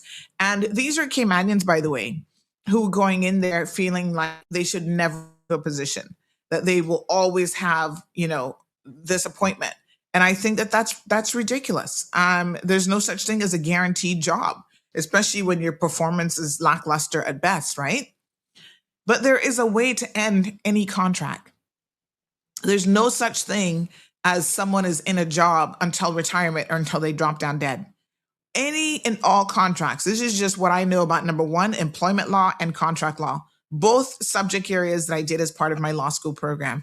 You can end a contract. Now, you might have to pay out a little bit of dinero, okay? But you can end the contract. And my understanding is the option to terminate and end Lizette's contract was being looked at by the previous board. They had everything in place. It was just a matter of the ministry signing off on it. And it was less than $500,000. Now, we, being the people of the Cayman Islands, have terminated contracts, have ended contracts for civil servants and, high-ranking management and SAGCs before, and paid out way more than that. So I hate to tell you, but that's not no pile of money, right? End the woman's contract and get rid of her. Stop this back and forth. Stop this game. I can't imagine the stress that she must be under, because what I want to also tell you is I indicated yesterday that we were going to do a poll of, asking you how many of you in favor of removing the CEO at the HSA. Some 91.6%. 91.6% of those of you who participated, that's basically more than 9 out of 10 of you, said that she should be removed. Look, you don't need any more damning, yes, it's a small sample size. We've got over 3,000 people, 3.2 thousand people who follow the channel. I wish that every single one of you would vote. First thing is they're going to say, oh, well, it's not a huge number. You don't need to have a huge number to statistically get a pulse of what the community thinks about a situation. So when it comes to statistics and math, that's a fact, right? So even that sample size speaks volumes. Lizette and the Health Services Authority, the board, if 91% of the people in the Cayman Islands are saying that she's got to go, I think the message, as they say, is crystal clear. The writing's on the wall. She has got to go. Just buy out the woman's contract. She's not getting no millions of dollars, right? Consult your employment law attorneys and figure out what you have to pay her and just be done with this. It's ridiculous. Good morning, caller. Good, Sandy. Hello. Hello. I hope and wish everyone in the Cayman Islands, we woke up to yet another beautiful day. Yes, absolutely. Island. We have to give thanks and just say that we are blessed. Yeah. Anyway, I heard you talking about and I saw that tumor. Listen, girl, I am urged and have a word this morning for everyone on our little island. We need to take care of ourselves. Cayman have so many herbal bush out there. Not that we don't have to go to the doctor, Father God gave doctors the wisdom, knowledge, and understanding to do what they do to help us. But we can also help ourselves. And I say that to say this, some people know that they're ill and don't take care of. From day one, people don't take care of themselves. You see, make me tell you something. People deworming their body. I was a child, our parents gave us warm medicine like every 3 months. And Sandra, them days, you used to pass the worms out of your body. Now the warm medicine that they have, it clean cuts up in your body and you pass it out through your stool. That is number one. People should do that. You do it for adults and you do it for children. Another thing is after they do their deworming, we had our colon cleanser. So after 7 days, the next week, they give us our colon cleanser.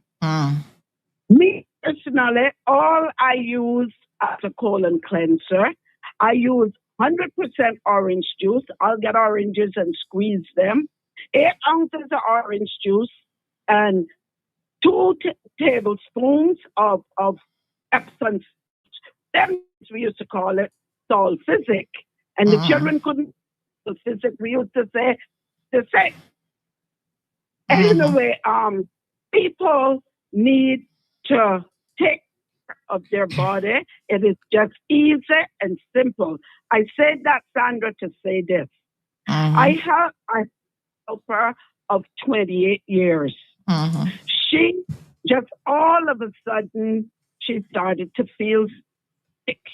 But months before she started sick, about a year before she started to feel sick, I noticed some changes in her body. And I said to my daughter, I said, I don't like how certain things are with my helper. Anyway, we didn't pay it much mind. I said to her, and I told her what she could do.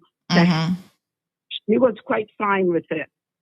This was like a year and a half that I boiled down. She was still coming to work. She was no problem, no complaints until about a year and a half after, bam, she started to feel sick. Okay, sent her to a private doctor. She went to the doctor gave her medication, sent her home. She took the medication, she wasn't feeling no better. Back to the doctor, they changed her medication, sent her home. To the doctor the 3rd time, back to this private doctor the 4th time. And when I said to her, I said, no. Right? They can't be changing your medication all the time and not diagnose what the problem is. And I told her that I was going to take her home to Jamaica to go to the university to see in Jamaica. Sandra, she went there and she was diagnosed with stage 4 cancer. And she died exactly months after she was diagnosed. That was a private doctor here. Won't call no name, but the private doctor she was going to. But I said that, that is why, she was, I know, had that cancer. I saw the change. That was 2 years before she came down. So that is why I say people are to watch their body and take care of them. It is so easy. It is so easy to do, Sandra. Just do your deworms, take your vitamins, do your colon cleansers. You imagine you have a plate and you eat a plate for one whole month without washing it, what would that plate? Look at your intestines that way. You keep putting food inside it, but you never ever think about cleansing it or doing anything. Anyway, I will leave you with that. I love you, and you still have a question to answer for me, from yesterday. I'm trying to remember what I was. Again. Check. You sent it on WhatsApp. Oh, yes. I meant to get back to you. Yes, I'll respond today. All right. Yes. All right, darling. Have a wonderful day. Very good. God bless our 3 islands. Thank you so much. Okay, dear. Yeah, you know what? Yeah. Okay. Let me tell you something. It's so funny that she talked about the deworming and the worms, right? Because yesterday I was watching a video, and sometimes you see these things and you're like, oh my God. What do we call it? No, new fear unlocked. When I saw this, I was like, oh Jesus, why did I watch this? Like, seriously. So I'm going to share a little bit of my horror with you guys this morning, because certain things make my skin crawl, and thinking and talk about worms is definitely at the top of the list. Low key, I can't deal with certain things, but to the caller's point, back in the day, and I don't know if any physicians are listening to me right now, but I'm kind of curious, is this still a thing? Like, do people in the developed world have worms like they used to? I don't think it is, because even kids, I don't think really get deworming like that anymore, right? So a couple of years ago, I was talking to, I can't remember if it was my primary physician or Gigi's, but someone was like, oh, just give her a dewormer. And they're like, no, she doesn't need that. And I'm thinking, is it hurtful to deworm somebody if they don't even have worms? How do you know if you have worms? But it's so ironic that this caller mentioned this, because just yesterday I saw this video and my skin, I had to watch it because I can't help myself but watching it. And then after it, I was like, oh my God, new fear unlocked. Why did I watch that video? Seriously, why? But you know what? Yes, there are, things that people can, oh Lord, hold on one second now. Yes, there are things that people can actually do to help themselves, for sure. But one of the most important things you can do, make sure that you are going to the doctor, that you know your numbers. That's why Health City comes on here. They'll be back starting again in September, right? So the things that are killing us, let me be very, very clear, our lifestyle, obesity, diabetes, high cholesterol, heart attacks, all of these things. And the majority of these things are lifestyle issues: the smoking, vaping, the lack of exercise, the eating all the wrong foods all the time, right? These are lifestyle decisions that we are making. So each and every one of us has the power to make better decisions. Nothing wrong with drinking your herbal teas, having your herbal teas, but you also need to go to the doctor and find out what's your sugar levels. Because some of us, there might be a genetic component. Majority of us, it's just lifestyle. We love our starches. We love our sugary drinks and stuff. I mean, I'm trying my best to drink more water.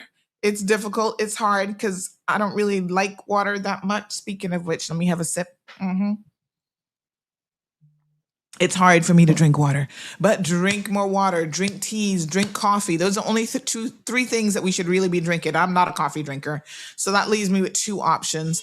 It's so hard.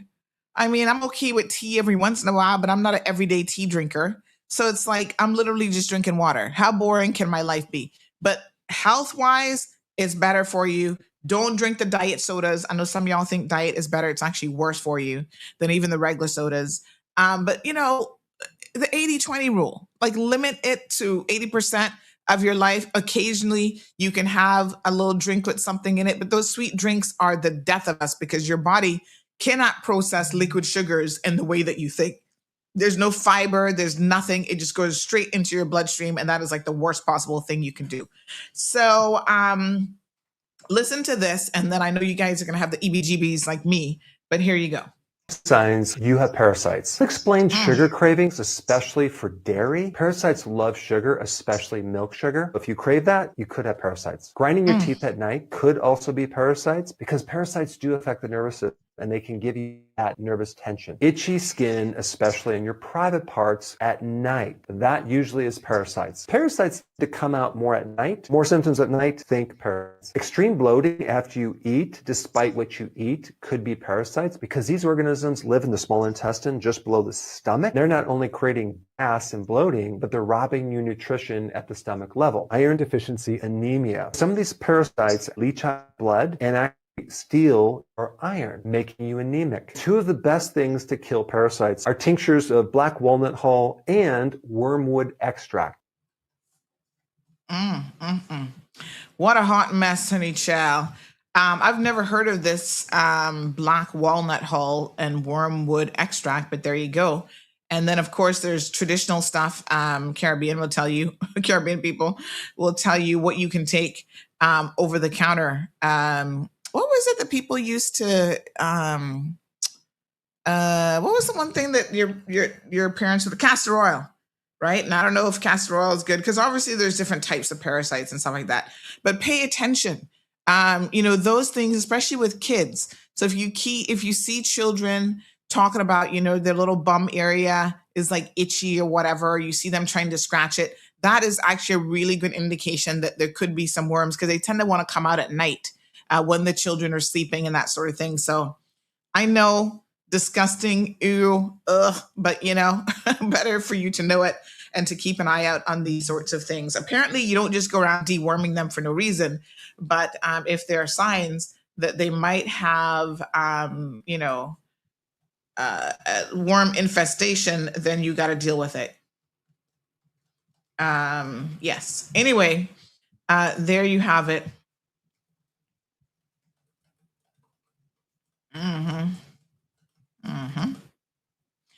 All right. So there you have it, folks. In the USA, they require prescription for deworming medication. I mean, yeah, normally it's not considered to be an over-the-counter situation. It is, because I think there can be side effects and stuff to trying to constantly deworm someone who probably doesn't even have worms. But yeah, our lifestyles have changed considerably, and I don't think that we need it as much as you think. But yeah, when I saw that video yesterday, I was like, oh my God, next level skin crawling. Stop it. But I couldn't help myself, right? When it started, I was like, huh? What did he say? Let me watch that again. Yikes. All right, there you go, honey child. Lots of interesting things going on in the community. A couple people highlighted between yesterday and today as jackasses of the day. Please just try to be considerate of other people. I don't know how difficult this could possibly be, but being considerate is like a lost art, I feel like, right? It's not even about Cayman kind. It's just common courtesy. And of course, one of the things that I, let me see. Yeah. One of the things that I think that we can all do better with is when it comes to the state of our yards, our environment, not littering. Garbage bins are literally everywhere. Just take a garbage bag and put your stuff in it and put it on the side of the road. The garbage trucks will pick it up. But look at this. Look at this. This eyesore of a jet ski. Obviously, someone's just throwing it out. This was left yesterday right on Eastern Avenue at that, almost by the light. What's the name of the community there? We call it Dog City, but it has a proper name. But you guys know when I say Dog City, where I'm talking about, right? So it's right there across from Kirk Market, on the main road. Somebody just leaves this there. I'm thinking, why? You would be better leaving it. I hate to tell you all this, but you would have been better leaving it in your yard down in Dog City. At least people driving by wouldn't see it because not everybody's going down into that community. So come on, man, this is crazy. Who do you think is going to just randomly go pick this junk thing up? It's all broken down. It looks disgusting. And literally feet away from the new Hyatt hotel that is being built. Lord Jesus. So we'll reach out to DEH today. You know, you guys can call them for pickups. And I know that they go out of their way to help the community in terms of picking up items. Do that instead of just throwing it on the side of the road. Lucky Body says that there's a total solar eclipse today in the UK. Total solar eclipse. Does it not impact the whole world? You're the only ones who are going to see it? Oh, okay. Live Happy says Tyrax is a deworming medicine used to expel intestinal worms, particularly in children, though it is known for its very unpleasant taste. We used to get a worm medication every summer as children. And so I think that people don't probably get as many parasites and worms, especially in first world countries anymore. But, you know, speak to your professionals before you start giving the kids all kind of medication. Yes, Irvin said we used to get dewormed every summer and Christmas break for back to school as a kid. That was part of the back to school protocol. There you go. Sandra, there was 2 left there. I crossed on Monday and saw both of them. So someone took one already. Oh, really? Okay. I only saw one yesterday. Wow. Who thinks that this is a great idea to leave this on the side of the road like that? I mean, Eastern Avenue is like a mean thoroughway in Cayman. Come on, folks. So solar eclipse only visible in Europe. Okay, very nice. And that's happening today. All right. Well, hopefully they have clear skies there because, you know, a lot of times the weather there is probably not always the best, although they've been having a heat wave. So maybe it's a lot better. So Miss Irvlin says, I'm not a juice person. I love drinking water, no sugar, only fruits. That's good. That is going to help your sugar levels a lot. A lot of us think that we need fruits in our diet. And the truth of the matter is you don't really need fruits. The only fruit that you probably should make a regular part of your diet are actually blueberries. Blueberry is like the super fruit of everything. You can forget about any other fruit. If you eat blueberries and yogurt, apparently you are doing wonders for your body, and it has a lot of positive things. But yeah, it's you know, we were trained to understand the food pyramid in a particular way, and now they're making changes to it and all sorts of stuff. And so it's hard to understand that there have been some changes that have been made in terms of our diet and what we should be eating. And the worst thing you can do in the morning is get up in the morning and have fruit. Have a smoothie or a fruit first thing in the morning is a big no-no. Nutritionists, doctors who know, you know, about diet and so on are like, don't do it. Don't have fruit in the morning.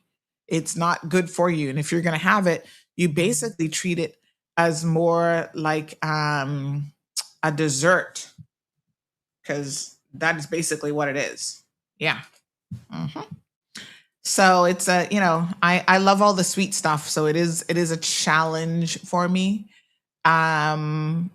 Mango season, although I'm not eating it ripe, I do love local mangoes. I can pass on any other mango variety, but when it comes to our little local Cayman mangoes, oh Lord, I am in love. It's like heaven. And this year, my mango tree bared for the first time. I went from 4 mangoes last year to like, I don't know, I swear it was like 100 mangoes, but it was so nice. And it's been done now for at least a month. So no more mangoes for me, thank God. But yeah, outside of that, I don't really crave mangoes outside of that very limited period. So I'm like a hog during local mango season. And there's some trees bear at different times. So if you have a local mango tree that you want to share, are there any plums left? Is plum season over? Thank you so much for those who shared. Richard says the only fruit you need is mangoes. Well, that might be the only one that I want, but you don't actually need mangoes, because the funny thing is mangoes are actually the worst fruit for you in terms of the starch and sugar content. I know. What? It's like, God, why would you make this beautiful fruit called a mango and then do that to it? Give it so much starch, but it actually has more starch and sugar than any other fruit. I know, it's wild. Some of the other fruits are better for you. Strawberries, the difficulty with strawberries is that unless you're getting organic, there's no way to wash away pesticides in strawberries. Did you know that? You can wash them from now till kingdom come. You're still going to get pesticide residue because of the porousness of how a strawberry just is, right? So your best bet is to, if you love strawberries and you want to occasionally have a strawberry, go organic with your strawberries. Yeah, who knew? Good morning, caller. Good morning, Sunday. I don't have to identify myself. My voice. Speaking about fruit, I got yellow man plum tree, and she is loaded. Oh, what did you say to me? I'm coming with my bag. I just picked two. I'm going to be in town. So, by. Can you bring some for 11. me, please, and thanks. No cost. Bring me a bag. Bring me a bag. You're special. You're special. So I'll just give up to you. Oh. There's. I hate to see it. I don't generally take the word hate lightly, but I hate to see fruit go to waste. There's other people that I look underneath the tree, and there's so many fruits dropping, and nobody's picking them up. I enjoy going out there in the morning and picking up my fruit and go out on the road and hand them to people. So are you going to be in town around about 11? Yes. Actually, the verdict on that unfortunate trial with the baby murder, the verdict should be coming down today. So I want to be in court for the verdict. So after, I'm going to end the show on time today, and I will be going. The jury actually went out yesterday. I don't know how long they're going to take to come back with a verdict, but I want to try to be there for that. So the short answer is yes, I will be in town for part of today. Okay, where are the most likely place if you're not, we can't meet, where are the most likely place for me to leave them for you? I'll WhatsApp you. I'll send you a WhatsApp note. Okay. All right. Yeah? Okay.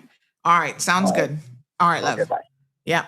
He can drop them by the office for me. I'll send him a WhatsApp note. Okay. So yes, I am going to be ending the show today. Like I said, that verdict is coming through today. I mean, I don't know how I feel about it in terms of, what the verdict is going to be. I do feel that when anything involves children, obviously that really, really tugs at my heart in a different kind of way. It's horrific what has happened to that poor child. And I just want justice to be served.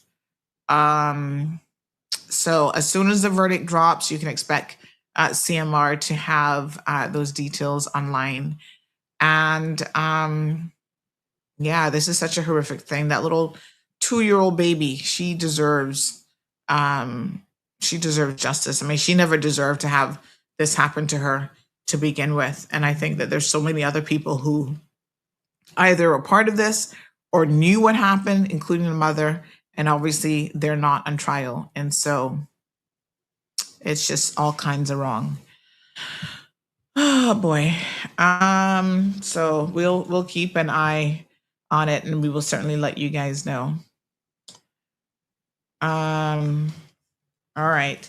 So the earthquake in Colombia, I will let you guys know that we're trying to get some guests on the program in relation to that. So hopefully we'll have an update. Tomorrow's program, we have the new customs director coming on the show. So please tune in early if you have any questions, comments, or anything about customs CBC, because we have Mr. Marlon Bodden, who is scheduled to join the program tomorrow. So again, make sure that you tune in for that. Live Happy says strawberries are man-made. Miss Debbie says the Thai mangoes are incredible, but my favorite is still the Cayman mango. I feel you on that one, Sandy. Auntie, I'm eating 8 mangoes per day every day for mango season, and they're East Indian. Oh my Lord. I don't know how. Well, I shouldn't say that because although the Cayman mangoes are a lot smaller, I probably was eating about 8 a day myself for a very limited time. But once the season is done, that's it. No more mangoes. Bloop, we're done. By the way, I don't always do it with the vinegar because the vinegar can be a little bit grating on the teeth and whatever. But let me say that if you've never tried turned mangoes with lemon pepper, it's a thing. I was actually foregoing the salt for just the lemon pepper. Amazing. Amazing. Delicioso. And you got the lemon pepper. So you got the lemon and the pepper in one, and that's all you need. Absolutely delicious. But yeah, if you have a few more mangoes left, now that I'm thinking about this, let me know. Yes, Watlers Road. That's what Dog City is called, Watlers Road. Mm-mm. Okay. So someone says, a physician, I said, a worm still thing in Cayman. The physician replied and said, morning, I haven't seen a case of it in the last 21 years. So I guess worms in Cayman is not a thing like you would think if he hasn't seen one in 21 years as a physician. And he said many times those sugar cravings are due to insulin resistance. Yeah. Now that video said specifically dairy sweets, and thank God, I never really crave much dairy at all, like ever. Like I don't even hardly drink milk. Of course, who doesn't like a good gelato or good ice cream? But I don't tend to really crave, dairy like that. But Lord, that video just made me skin crawl. But anyway, good to know we don't have that much of an issue.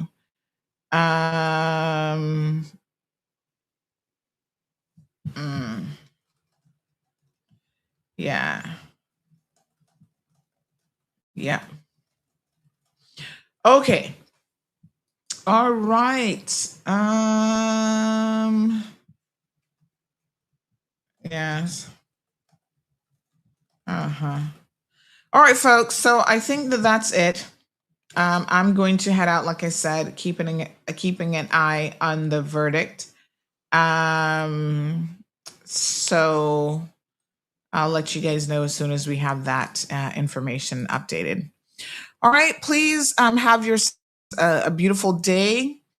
And yeah, that's a thing too, YouTuber. It's Spanish. People like it with the tajin. And by the way, I was when I was in the States recently, they have those mango stations in the mall. Whenever you go, you see those in most of the malls now. And they do a different, obviously they're not Cayman local mangoes, but they do different varieties of mangoes. And I saw one, I was tempted, and I was, oh, no mangoes for me. Mango season is done. And so I didn't get it. But they do all kind of creative stuff with those. In fact, the first time I had it, I was like, well, they have a lot of toppings. I'm like, this is overwhelming. What do you suggest? What they suggested, totally, speaking of your insulin, not the best thing, but they said a lot of Spanish people do it with the sweet milk. And they do sweet milk, sweet and sour kind of together. And I was like, sweet milk? Like condensed milk? Is it condensed milk? Which one is the sweet milk again? That's the condensed milk? No, that's the regular milk, right? What's the sweet milk called? What do we call the sweet milk? Hold on.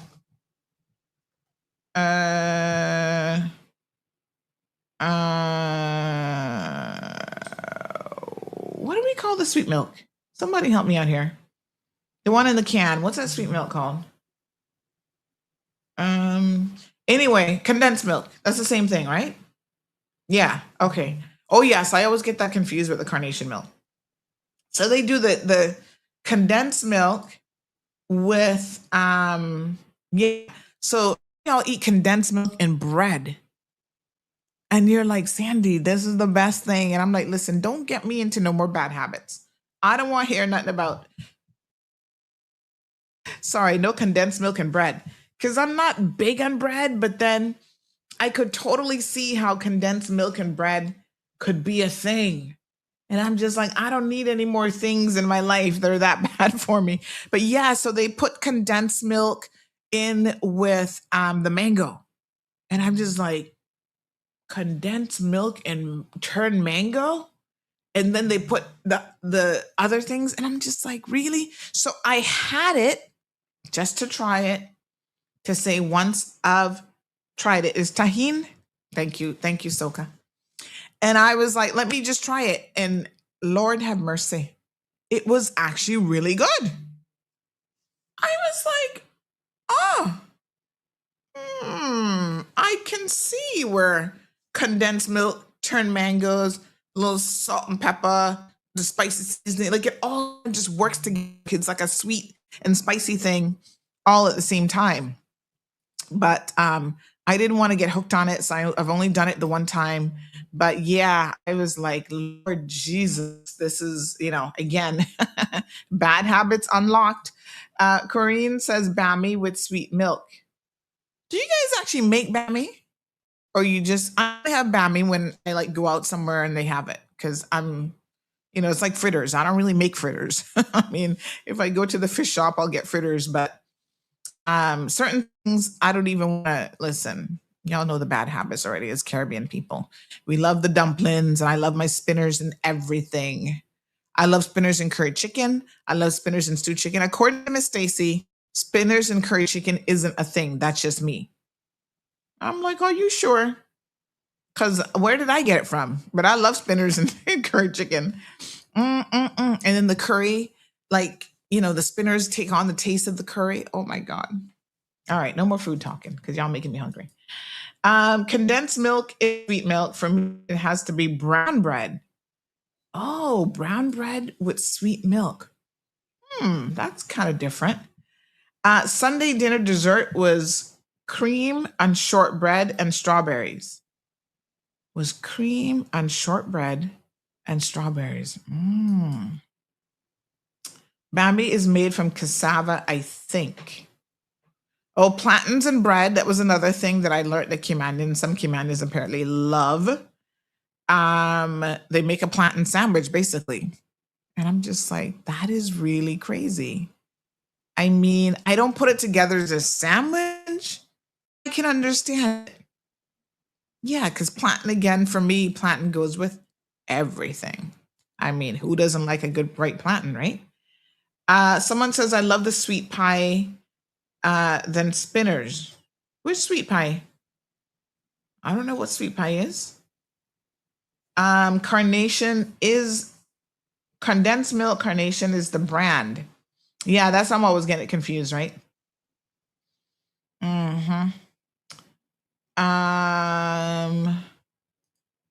Try turn mangoes and cottage cheese. It's healthier. Healthier? But does it taste good, girl? Turn mangoes and cottage cheese. I just don't know about that combination. Ugh, we put spinners and curry chicken. It's delicious, right? I thought it was just me. I love it. Yep, condensed milk is sweet milk.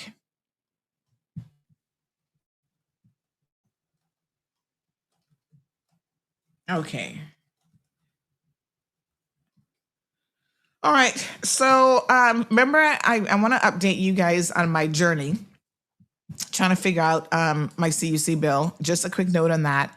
So yesterday, the AC technician, this is the office bill now, right?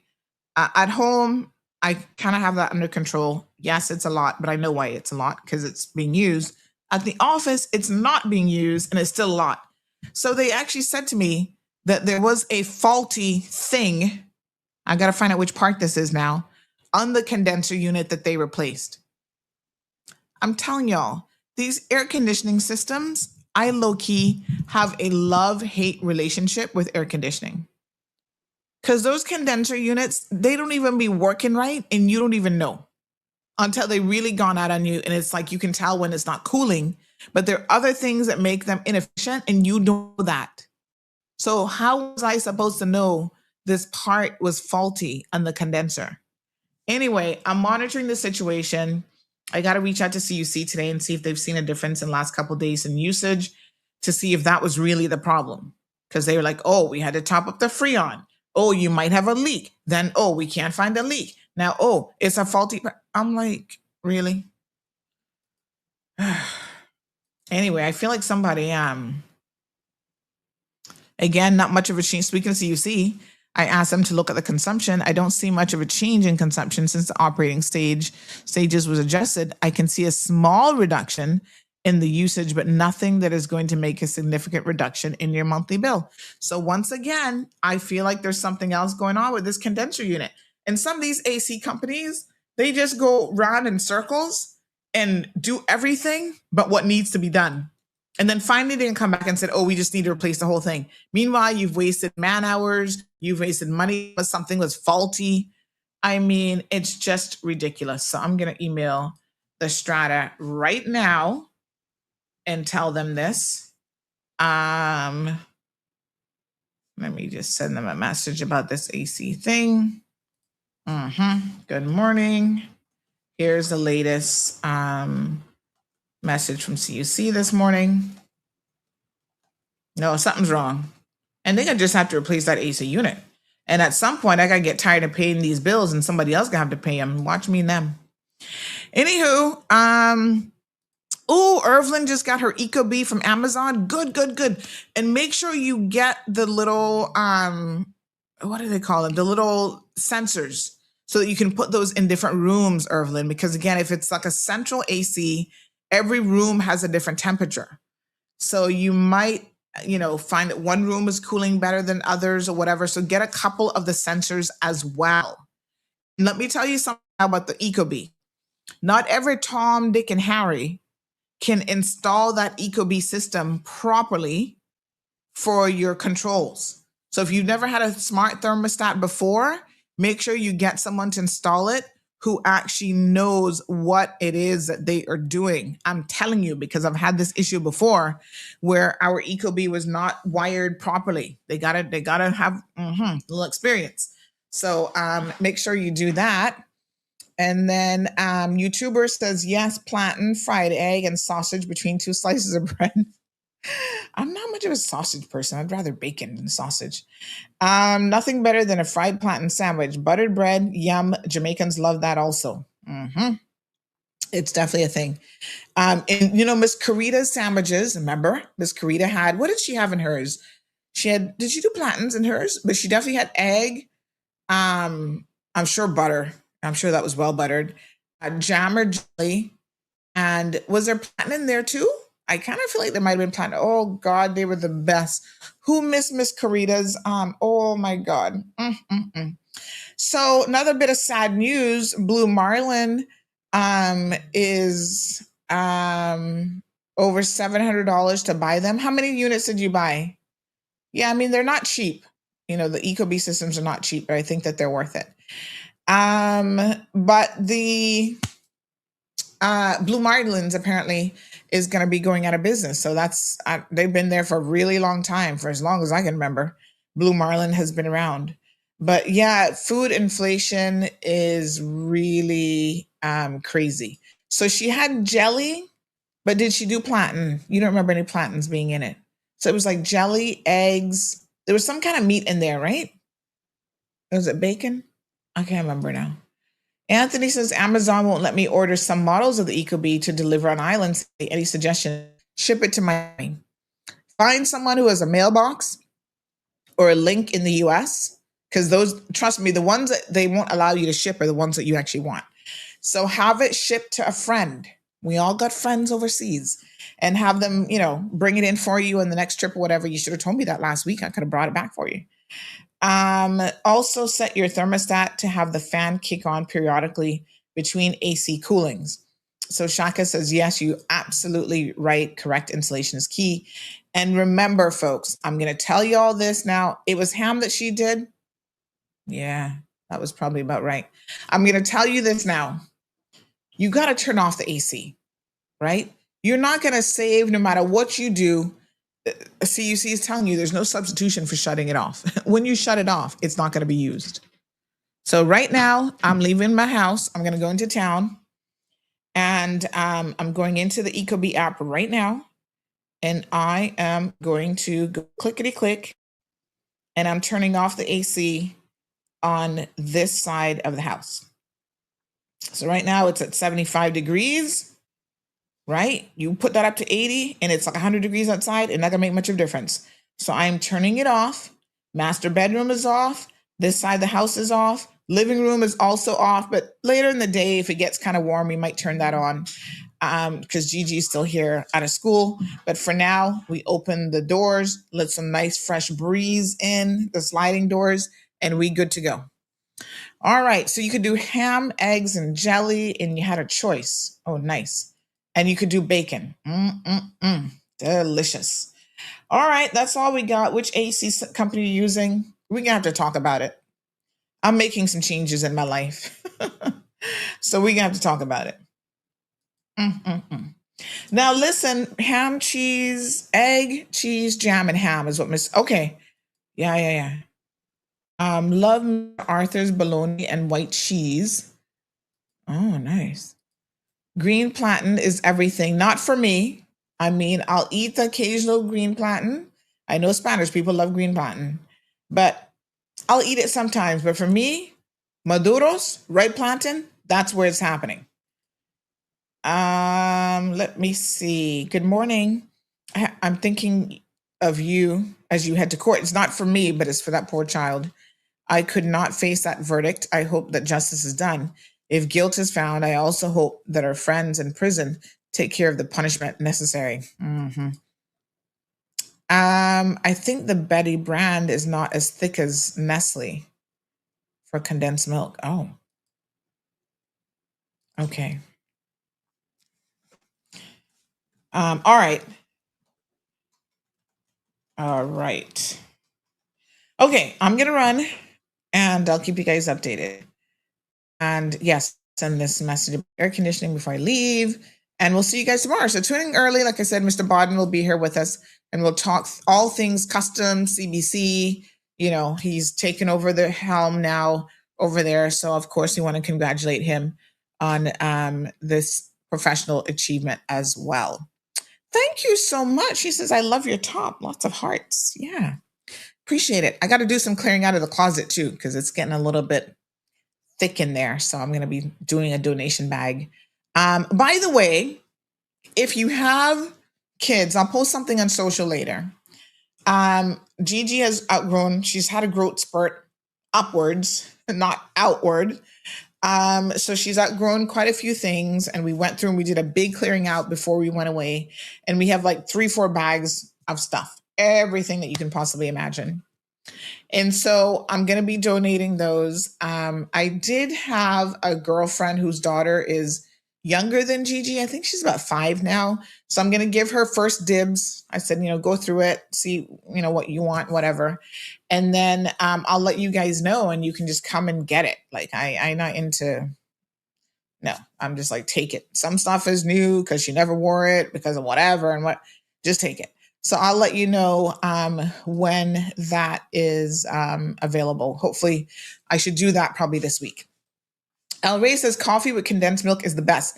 Okay, you must be family to Marlon Hill, because that's how my husband loves his coffee. He loves coffee and condensed milk. And I did not ever know that was a thing until I saw him doing it. So if he goes to a restaurant, Caribbean restaurant, and they have coffee, he's like, do you have any condensed milk? And so big shout out to Treats, because normally they have it when he goes there and he can have condensed milk with his coffee. But yeah, he loves it. And I'm just like, you do know that healthy coffee has some health benefits. But the way to have it is you got to have it black. You can't add sugar to it at all. How boring is that? But I'm just saying. Anyway, but you got to enjoy life a little bit. What's life without all of these little treats that we like? We just got to keep it in control. Okay. So that's it. I'll see you guys tomorrow. Please have yourselves a beautiful and successful and hopefully stress-free day. And take care.